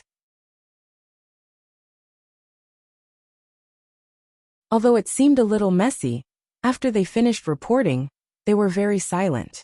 No one looked sideways, and the atmosphere was solemn, as if they were here to fight to the death. But walking in front of these people were about 7 or 8 men, and women dressed in ordinary clothes. The leader was a fat man with big ears. Although he was dressed in a suit and leather shoes, it was hard to hide his fat and bureaucratic aura. From afar, everyone could see that he was walking in front with his belly protruding out, looking around. It was none other than Lu Chunping. Behind him were some local officials of Jiangxi province, and 3 female interpreters. These people walked in front, fanning themselves while pointing at the surrounding scenery. Some even took photos with their mobile phones, as if they were on a scenic tour. Mao Yuchang's mouth was sharp and unkind. She giggled and said to Su Yangzi, who was standing next to her, "Hey, if we give each of these guys a bicycle and stick a piece of dog skin plaster on their foreheads, wouldn't they be no different from the traders who lured the devils into the village?" Su Yangzi was a cautious person, but when he heard this, he couldn't help but think of the classic scenes in movies and TV shows. He couldn't help laughing, but soon he glared at her and said, "What nonsense are you talking about? Don't talk nonsense like this later. Be careful not to get into trouble." Zhang Ling and Zhang Kongyan of the Jingyi school looked at each other. Zhang Ling quietly withdrew her jinqi, and the cracked ground under her feet automatically closed with a cracking sound. Zhang Kongyan also walked to the big pit that he had made before. He gently stamped his foot, and the blue bricks on the ground immediately set off a wave like a carpet that had been shaken by someone. Every blue brick was shaken. When they were flat again, the ground had returned to normal. If it weren't for the fact that there were still some stone cracks in the original depression, ordinary people would have thought that nothing had happened on the ground just now. After Lu Chunping led a group of local officials into the Taoist field of the Taoist temple, he saw at a glance that everyone on the field was looking at them. Lu Chunping was worthy of being in the officialdom all year round. He was unaware of all kinds of eyes around him. He laughed, turned his head and said to Saionji Tsunekatsu behind him, "You are right. They are really here. Strange." I asked several local people who were in charge of this matter, and they all said they didn't know. "How did you know?" Saionji Tsunekatsu maintained a polite posture. His smile was modest and polite, which made people feel very good. But only when he lowered his eyes would there be a flash of disdain and contempt in his eyes. Saionji Tsunekatsu smiled and said, "There is a saying in China that heroes cherish heroes. I think it's for this reason that we found them."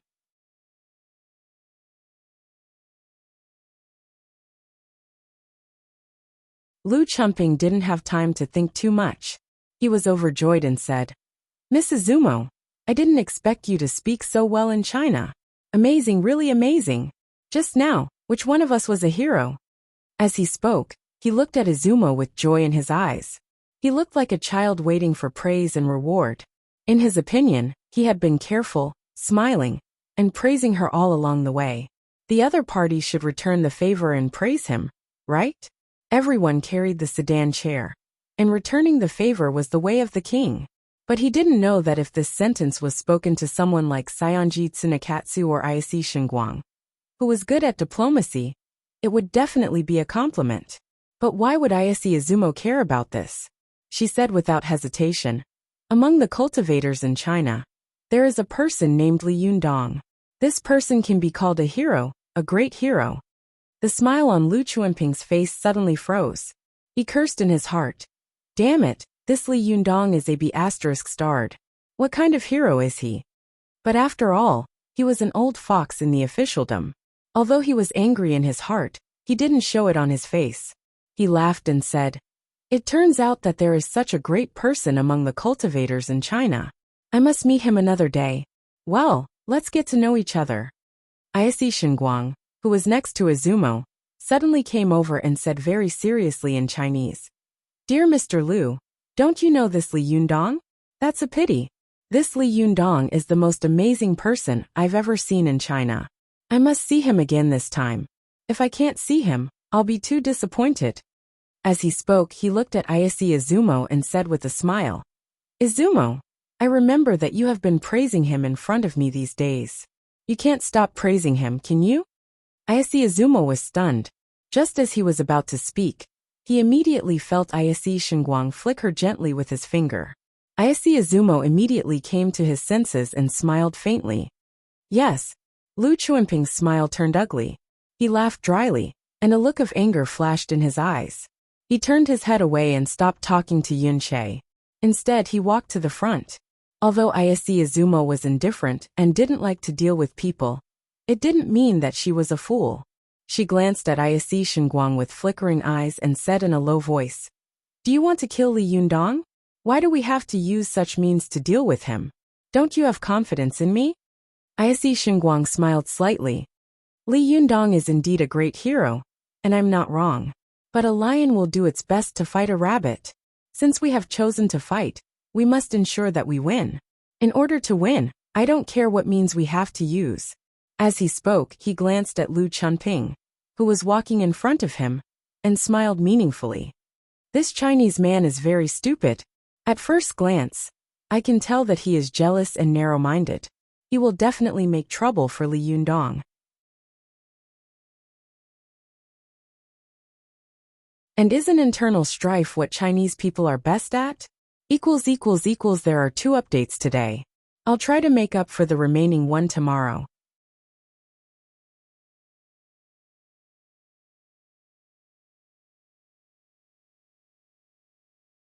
Chapter 690. The arrival of the Japanese cultivation group had completely disrupted the inauguration ceremony of the Linggong sect. Lu Chumping swaggered to the Taoist field and stood in front of everyone with a smile on her face.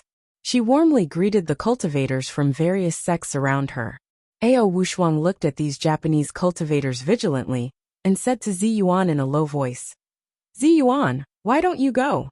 Stay here and wait for death. Zi Yuan also stared at these Japanese cultivators. She shook her head stubbornly and said, No matter what. Today is the inauguration ceremony. How can I run away at the last minute? On the other hand, Senior Wushuang, you'd better leave quickly. Otherwise, these Japanese cultivators will harm you. Ao Wushuang snorted coldly and said, Why would they harm me? Zi Yuan glanced at Ao Wushuang and felt strange in her heart. Doesn't she know that the mystical silver fox has escaped? Thinking of this, Zi Yuan wanted to say something, but stopped on second thought. She shook her head helplessly and did not speak again. On the field, Zhang Ling of the Jingyi school had no choice but to step forward, bow slightly and ask, Almsgiver Lu, what brings you here? Lu Chumping had also met Zhang Ling once or twice. He returned the greeting according to the Taoist etiquette and said with a smile, I accompanied my Japanese friends here. They insisted on paying a visit to the Taoist holy land of Mount Longhu, so I followed them. Zhang Ling glanced at the Japanese cultivators who were stepping into the field. She was extremely unhappy, but she said calmly, "Our Jingyi school and the Japanese cultivation world can be said to mind our own business. Why did they come to visit us?" Lu Chumping said, "Hey, that's not right. As the saying goes, it is a joy to have friends come from afar. Our Japanese friends have come all the way here, which shows that your Jingyi school has a profound influence." At this time, Sayonji Tsunekatsu also stepped forward and said, "Lu Jun is right. Although the Japanese cultivation world and the Taoist cultivation world are two completely different cultivation worlds, if you look at the root, there is still a lot of origin. When the founder of our Xinyan Tantrism, Hongfa Dashi, went west to the Tang dynasty, he learned the theories and knowledge of Taoism and brought them back to Japan. Therefore, we are actually separated by a strip of water of the same origin." Zhang Lufang suddenly scolded loudly, "Bah! You are so shameless. Who has the same origin as you? How can you have the cheek to say such words? Our Jingyi school was founded in the 2nd century AD by Grandmaster Zhang Ling. Your Xinyan Tantrism was founded by Hongfa Dashi in the 9th century AD. There is a gap of more than 700 years. How can we have the same origin?" Zhang Liufang's shout made the faces of many Japanese cultivators change. The faces of many cultivators.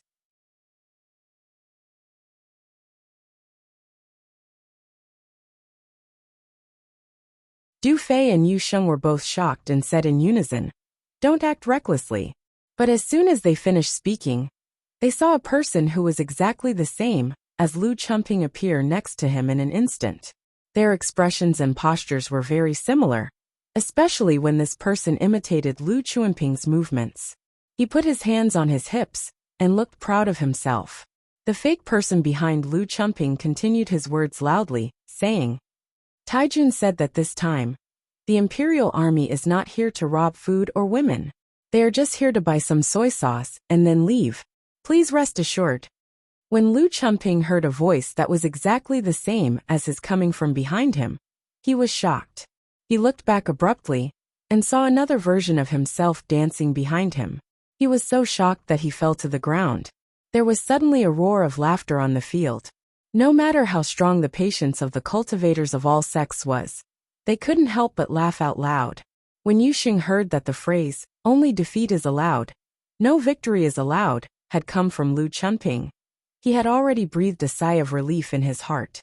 Seeing Wei Qing teasing Lu Chumping, he let out a breath of pleasure and laughed particularly loudly. After all, Du Fei was experienced and prudent. After laughing for a while, he immediately grabbed Wei Qing's hand and said quietly in a low voice, "Stop it. Be careful of getting into trouble." Wei Qing grimaced and was about to release the fingers in her hand when she saw Sayonji Tsunekatsu suddenly take out a short vajra and point it at the dummy. The dummy suddenly trembled all over, and in an instant, it turned into a cloud of green smoke and scattered in all directions. Wei Qing couldn't stop it in time. With a muffled groan, she covered her chest and fell backward. Du Fei was shocked and quickly held her up. His fingers quickly pressed a few acupoints on her chest. Yu Sheng was furious. He glared at Sayonji Tsunekatsu and was about to pounce on him. Du Fei was quick to react. He grabbed him and shouted in a low voice, "Yu Sheng, don't be impulsive. Don't you remember what my Sherbwa said at the beginning?" Yu Sheng's face turned purple and red. He glared at Sayonji Tsunekatsu and snorted heavily.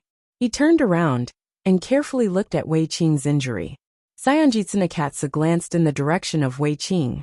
He quickly took 2 steps toward Lu Chumping and asked with concern, "Lu Jun, are you all right?" Lu Chumping looked embarrassed and angry. With the help of several officials next to him, he got up and glared at the many cultivators on the scene.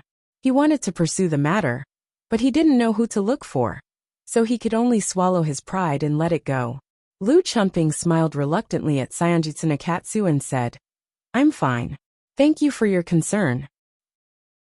Then he said to the cultivators of the various sects on the field with a livid face, "I said so much just now. I hope that in the spirit of harmony and friendship, we can learn from each other, be modest, and unite with each other.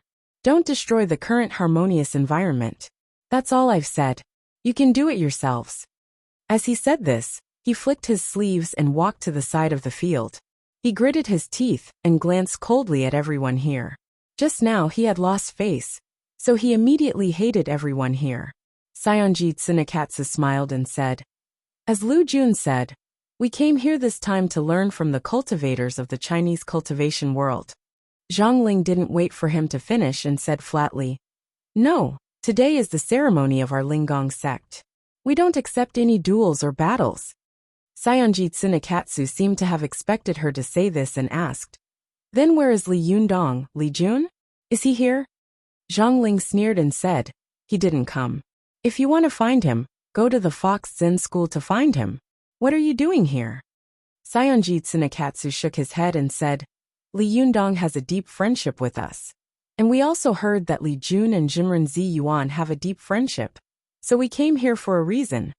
As he said this, he looked at Zi Yuan meaningfully and said, "I heard that the Linggong sect can ask for help at the inauguration ceremony. So we came here to cheer for Jimren Zi Yuan out of our friendship with Li Jun." The crowd suddenly burst into an uproar, and all kinds of complicated and shocked eyes looked at Zi Yuan. Zi Yuan had been very calm before, but at this time, her face suddenly changed. She was shocked and angry. She was shocked and angry that this Japanese was too vicious. His words were simply malicious. Wan Hongling couldn't help but say angrily, "Don't do that. We don't need your help. This is the business of our Jingyi school."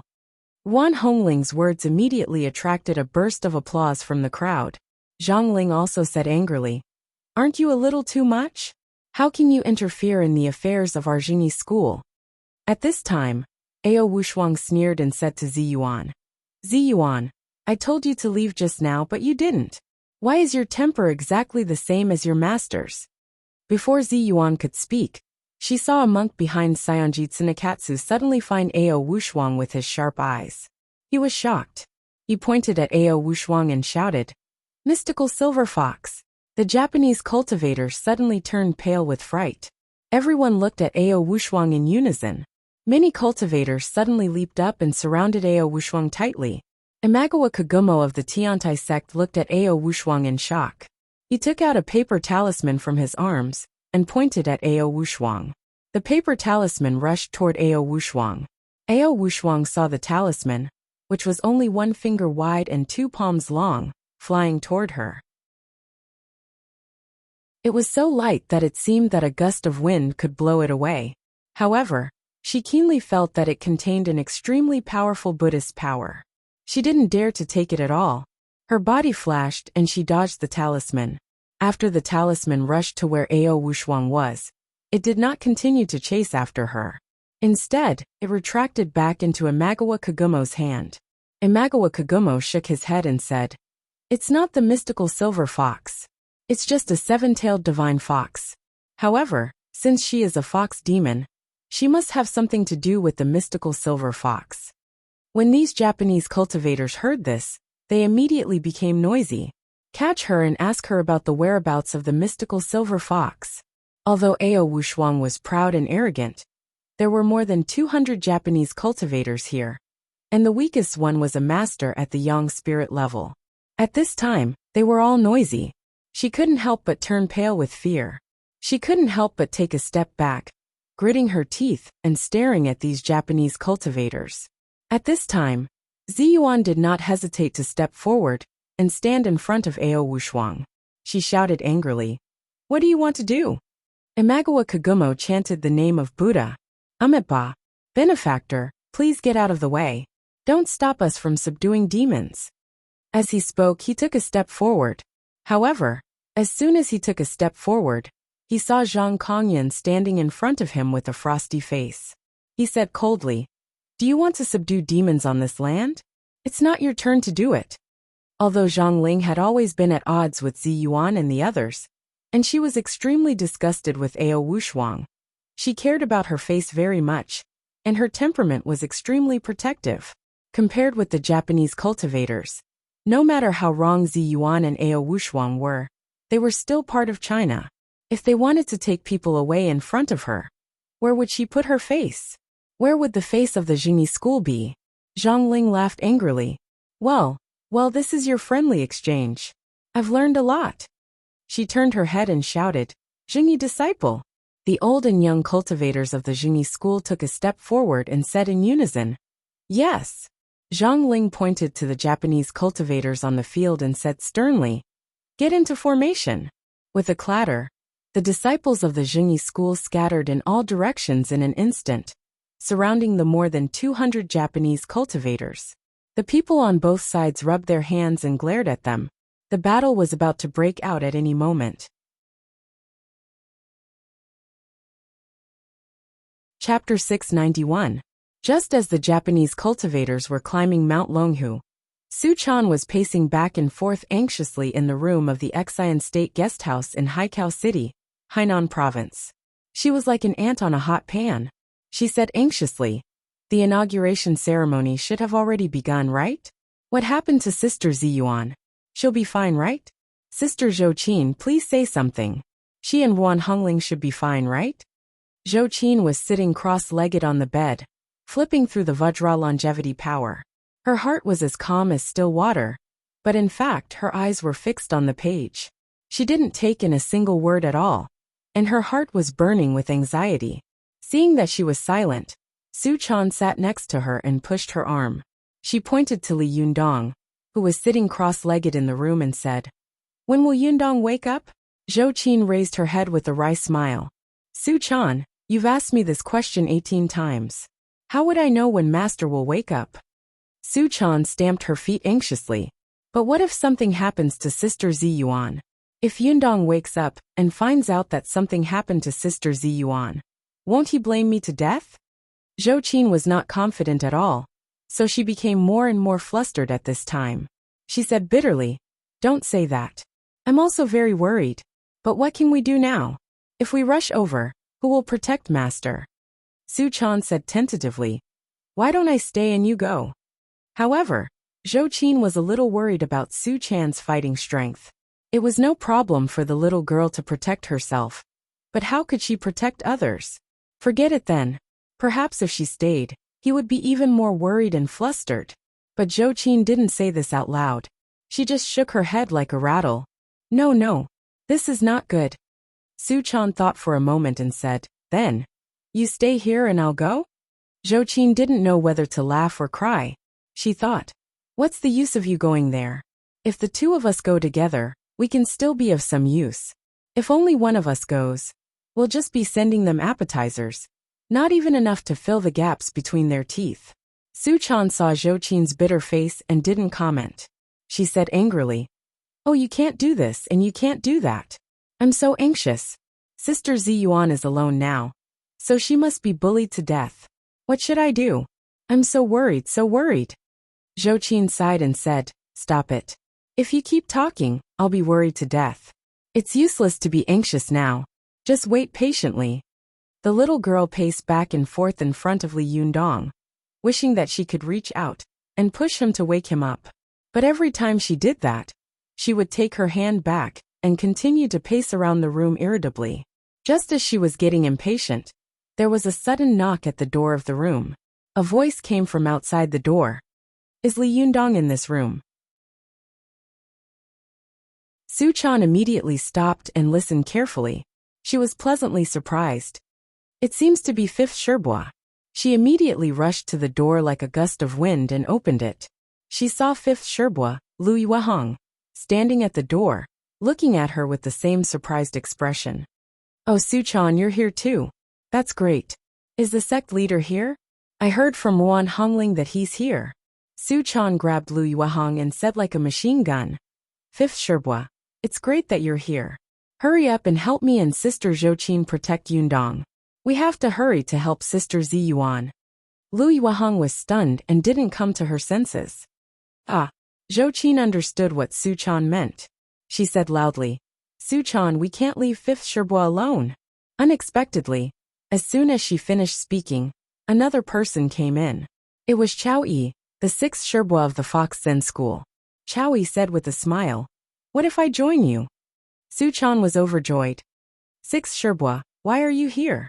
Chow Yi stroked Su Chan's hair lovingly and said, Little Shimmy said that today is the inauguration ceremony of the Lingong sect. Our Fox Zen school is deeply indebted to Zi Yuan. This time, no matter what, we have to help her get through the difficulties. We heard from Wan Hongling that the sect leader is meditating in seclusion here, and you are here to protect him. So we rushed over to help. Lu Yuehong said with a smile. Yes, we don't have the ability of Shimmy. If we go to Mount Longhu, we will be walking into a trap. Not only will we not be able to help Zi Yuan, but we will also be a burden to them. But if we stay here to protect the sect leader, it won't be a problem. Chow Yi smiled and said, Yes, you can rest assured. With us here, nothing will happen.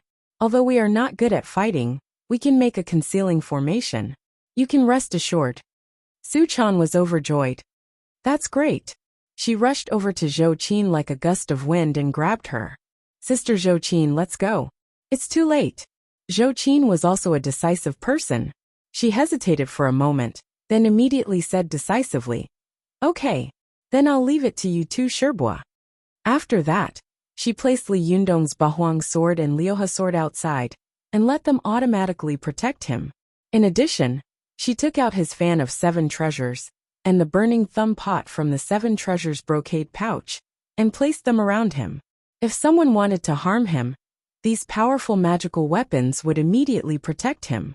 Su Chan pulled Zhou Qin to the door and said to Chow Yi and Lu Yuehong with a smile, 5th Sherbua, 6th Sherbua, I'll leave it to you. We're leaving. Lu Yuehong and Chow Yi watched the two of them leave quickly. After looking at each other, they smiled at the same time, turned into the room, and closed the door. Lu Yuehong looked at Li Yundong, who was meditating on the ground. Although her cultivation was not high, she was a knowledgeable person. At a glance, she could tell Li Yundong's current realm. She couldn't help but sigh and say, The sect leader is really amazing. A few months ago, when he helped us on Mount Tianlong, he was only a person in the divine power realm. I didn't expect that in just a few months, he had already cultivated to the Jinshin phase. Chow Yi also sat down opposite Li Yundong and sighed with emotion. Yes, it's really like a dream. She stared at Li Yundong, who was meditating, and couldn't help but think of the time when Li Yundong had just agreed to take over the Fox Zen school. At that time, this boy had still been young and inexperienced, but now he had grown up to the point that people would feel awe at a glance. Lu Yuehong glanced at Li Yundong and said softly, 6th Shimmy, what do you think? If the former sect leader comes back one day, what should we do? Chow Yi's face suddenly darkened. She looked at Lu Yuehong unhappily and shouted in a low voice, Shut up! How can you say such things here? Lu Yuehong chuckled and said, It's okay. The sect leader is meditating. He can't hear you. As soon as she finished speaking, she heard someone knocking on the door. A pretty voice was heard. Li Yundong, it's me. You didn't answer my call. Open the door. Chow Yi and Lu Yuehong looked at each other. Chow Yi said, See, the walls have ears. Lu Yuehong chuckled and said in a low voice, It's okay. How could there be such a coincidence? As she said this, she stood up and went to open the door. As soon as she opened the door, she saw a very beautiful girl standing at the door, looking at her in surprise. Lu Yuehong asked curiously, Who are you? It was Lu Feier who was standing at the door. She looked at Lu Yuehong with her mouth agape and tongue tied. She couldn't help but look past her and into the room. She stammered, I am looking for Li Yundong. Has he changed rooms? But she soon saw Li Yundong sitting cross-legged in the room motionless. Lu Feier shouted at Li Yundong, Hey Li Yundong, what are you doing? Lu Yuehong hurriedly said, The sect leader is cultivating in seclusion. We can't disturb him now. Lu Feier was stunned. Ah, cultivating in seclusion? No wonder he hasn't been seen in the past 2 days, and didn't answer the phone. While she was muttering, she saw Chow Kefi coming over and asking with a smile, Feier, what's wrong? Did you get the door closed again? Lu Feier turned around and said angrily, This Li Yundong is really annoying. How could he cultivate in seclusion in this hotel? I think he's deliberately avoiding us. Sister Chow, go and teach him a lesson. Chow Kefi walked to the door, and also looked inside curiously. But as soon as she appeared, Lu Yuehong and Chao Yi suddenly trembled and stared at Chao Kefi with their eyes wide open. Seeing the two of them like this, Chao Kefi couldn't help touching her face. Is there anything on my face?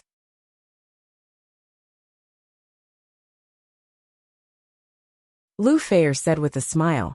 You are so beautiful, Sister Chao. Women can also be shocked. Chao Kefi said angrily, Don't flatter me. Go back to your room. As she said this, she drove her to her room. Seeing that she was leaving with Lu Feier, Lu Yuehong couldn't help shouting, Hey, wait. Chao Kefi turned her head and asked doubtfully, Are you calling me?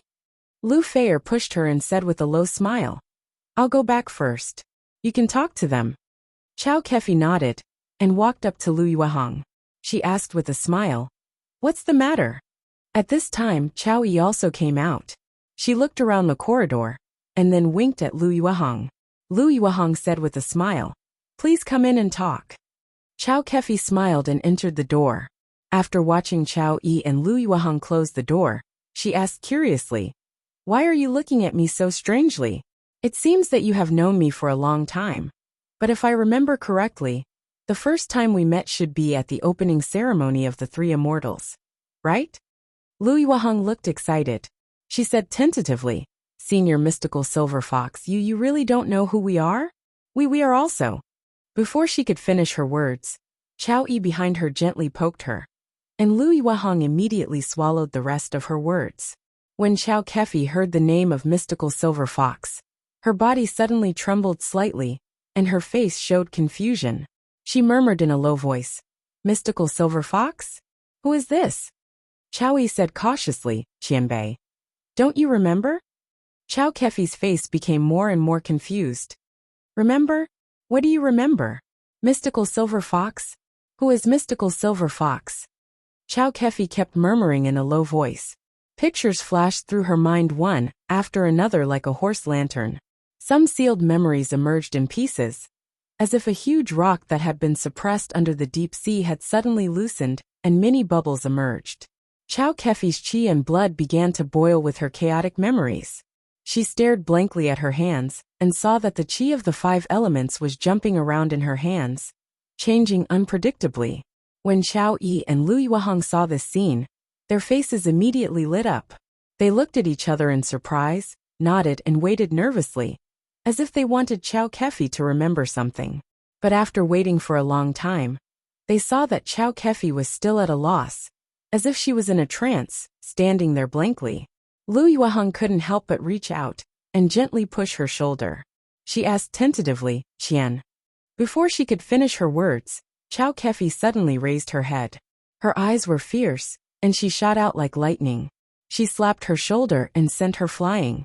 Lu Yuehong screamed and flew back like a cannonball. Just as she was about to hit Li Yundong, Chao Yi appeared beside her in the blink of an eye and held her, stopping her from moving forward.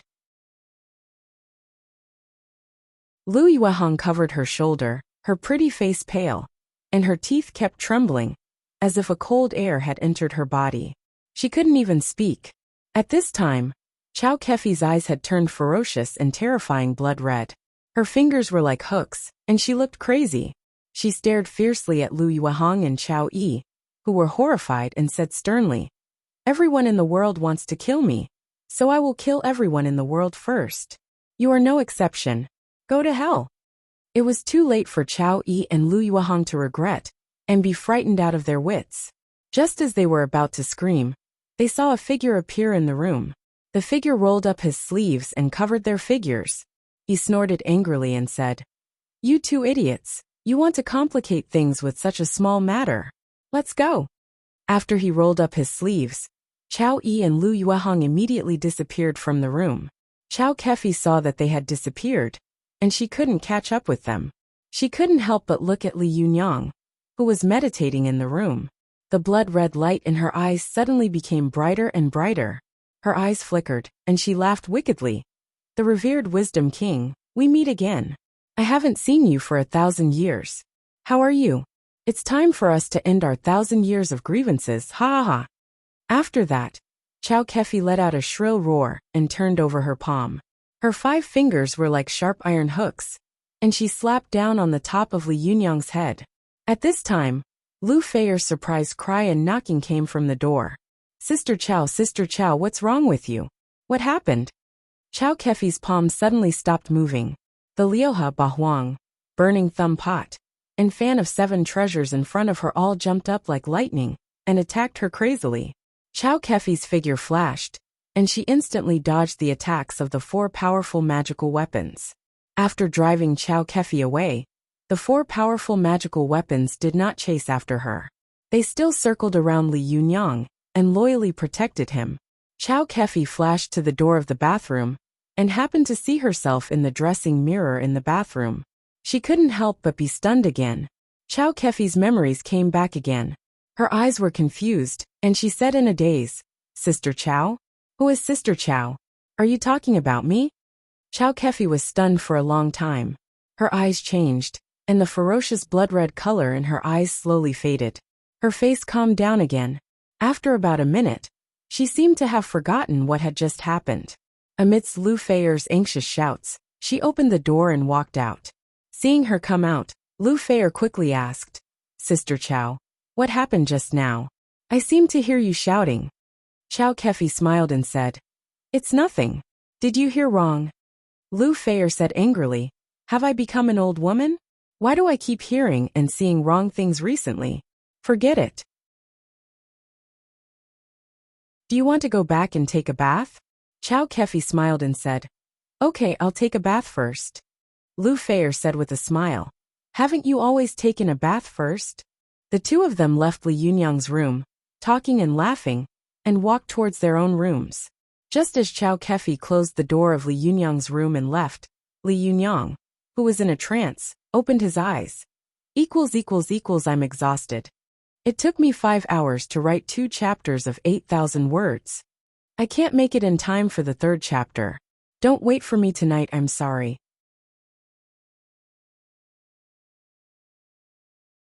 Chapter 692. As soon as Li Yundong woke up, he found that there was no one in the room.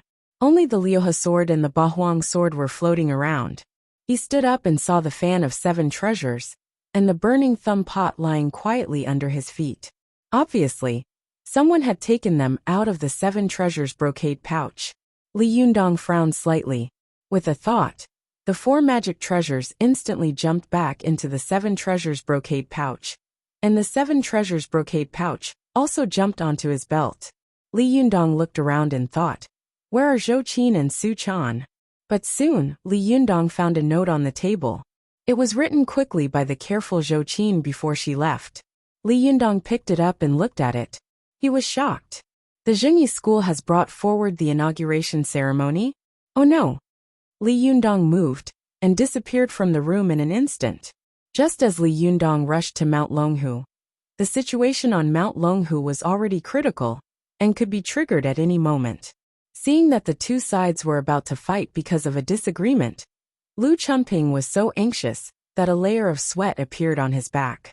He cursed in his heart, These bastards, it's fine if they want to die, but do they want to make me lose my position? Lu Chumping hurried to the field and said loudly, Don't be impulsive. If you have something to say, let's talk it out. He said to Sayonji Tsunekatsu with a smile on his face. Mr. Sayonji, I'm afraid this is not good, is it? Can't we sit down and talk about it? Sayonji Tsunekatsu's eyes were fixed on the surroundings. Although there was only one Jinshin master among the disciples of the Zhengyi school here, these disciples had set up a huge magic formation to cover all of them. Once there was a large-scale conflict, he was afraid that he would not be able to get any benefits. In particular, there were cultivators from other sects staring at them covetously. Although Sayonji Tsunekatsu firmly believed that if they really fought, they, the experts carefully selected from the Japanese cultivation world, would be the final victors. But even so, Sayonji Tsunekatsu was still a little nervous. Although there were not many Jinshin masters in the Chinese cultivation world, and there was no one who was a lightning retribution master, there was the great deterrent of the magic formation. In addition, they were on the ground of Mount Longhu. Who knew if Zhang Tianshi, who was known as the best in the world, would suddenly come out of seclusion? Just how powerful was Celestial Master Zhang? In response to this point, The cultivators of the various sects of the Japanese cultivation groups debated for a long time without an answer, but their conclusion was that Zhang Tianshi should be stronger than Li Yundong. If he was stronger than Li Yundong, then they would have to be more cautious. After all, Li Jiandong was a figure who had personally ended the era of Masako Tachibana in the Japanese cultivation world. What was the concept of an opponent who was stronger than him? Moreover, this was the territory of the Chinese cultivation world after all. As the saying goes, a powerful dragon cannot suppress a local snake. Although there were not many Jinshin masters on the scene, the Japanese were not stupid. They would not be so stupid to believe that there were only a few small cats in the huge Chinese cultivation world here to make a fool of themselves. Would these guys hide in the surroundings and ambush them at any time? All the Japanese had a big question mark in their hearts. Thinking of this, Saionji Tsunekatsu couldn't help but say to Lu Chumping, "Lu Jun, it's not that we don't want to talk nicely, but you Chinese people are too rude. We came from afar. Is this how you welcome us?" Before Lu Chumping could speak, Zhang Ling scolded them rudely. "If you really came to worship the ancestral court of our Jingyi school, we would naturally welcome you. But as soon as you came, you wanted to interfere in the internal affairs of our Jingyi school, and then you wanted to take people in our territory. You have ulterior motives and are presumptuous. This can't be tolerated. Do you think that our Jingyi school is made of straw and puppets made of mud that you can bully at will? Let me tell you, our Jingyi school has a history of 1,800 years. We have a deep foundation and a long history. Even though we have declined today, we absolutely can't allow some clowns to behave atrociously here." As soon as Zhang Ling said this, there was a burst of cheers. The disciples of the Jingyi school, old and young, were even more united against the enemy. They stared at the Japanese on the field with sharp eyes, eager to have a try. Saionji Tsunekatsu's face changed. Just as he was about to speak, he heard Imagawa Kagumo next to him call out the name of Buddha and say in Chinese, "Amitba." Zhenren Zhang's Taoist heart is firm, brave and resolute, which is admirable. But there is indeed a reason for us to come here this time. I believe that you all know that the mystical silver fox just escaped from Kyoto a few days ago. This is very bad news for both the Japanese cultivation world and the Chinese cultivation world.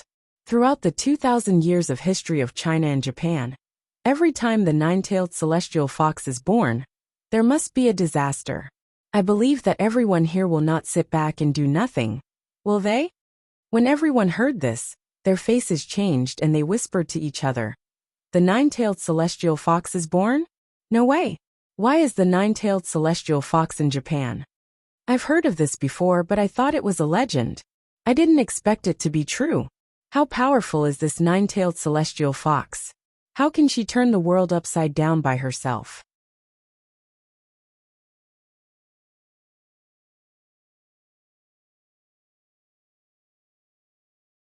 Even if he was lucky enough to survive, how could he face the upper peak? With so many people fighting, he could hide the matter through the official power. But if the whole mountain disappeared, how could he hide it? Would the mountain fly away by itself? Although it was boring to be an official, no matter how small his position was, he was still an official. Don't treat bean bun like dry food. Lu Chumping was sweating profusely. He let out a hysterical shout. "All of you stop!" His shout was very abrupt in this murderous atmosphere. Everyone turned to look at him in unison. At this time, Lu Chumping had also shed all pretense of cordiality. He glared fiercely at the Chinese cultivators from various sects on the field and roared angrily. "It seems that you have forgotten which ground you are stepping on. Is this still the world of our party? Have you ignored the orders of the upper peak? If something happens today, how are you going to explain it? How are you going to hide it? Tell me, tell me." Mao Yuchang glanced at him coldly in the crowd and sneered in a low voice. "If there is a war, this person will definitely be a man." Before she could finish her sentence, Su Yangzi immediately covered her mouth. Just as she was about to struggle, she heard Su Yangzi say in a cold voice, "Are there not many people like this in China?" Although Zhang Ling's attitude was tough, she didn't want to make a big deal out of this.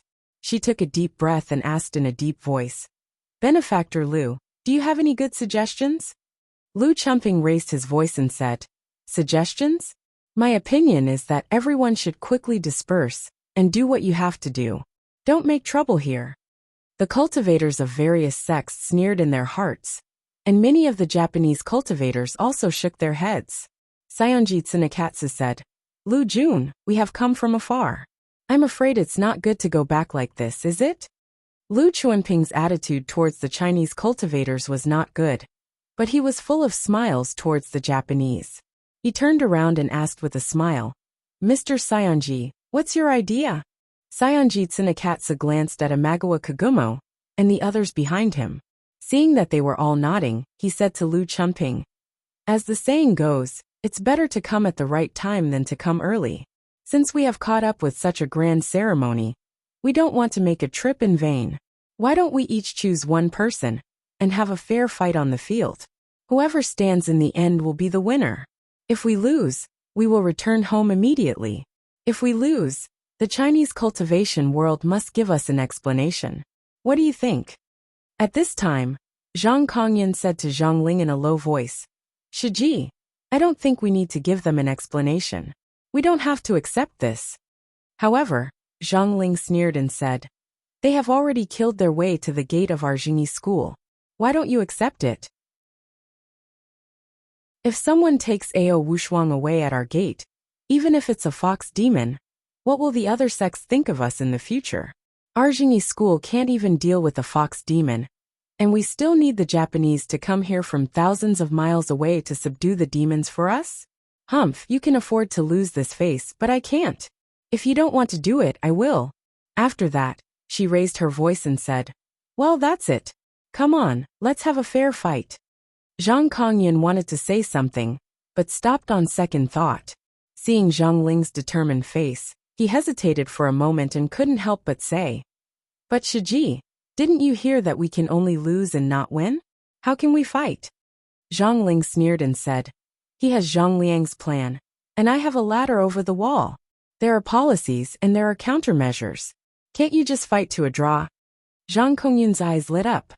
Yes, Shiji is really cunning. Well, Shiji is smart and scheming. No, it's far-sighted. Zhang Ling hated it when others called her old. When she heard Zhang Kongyan say the word old, her eyes suddenly widened, as if she wanted to eat Zhang Kongyan alive. Lu Chumping, who was standing to one side, was in a dilemma when he heard their words. He muttered, "These be asterisk starts after all, they still want to fight? Damn it, let's fight. I don't care."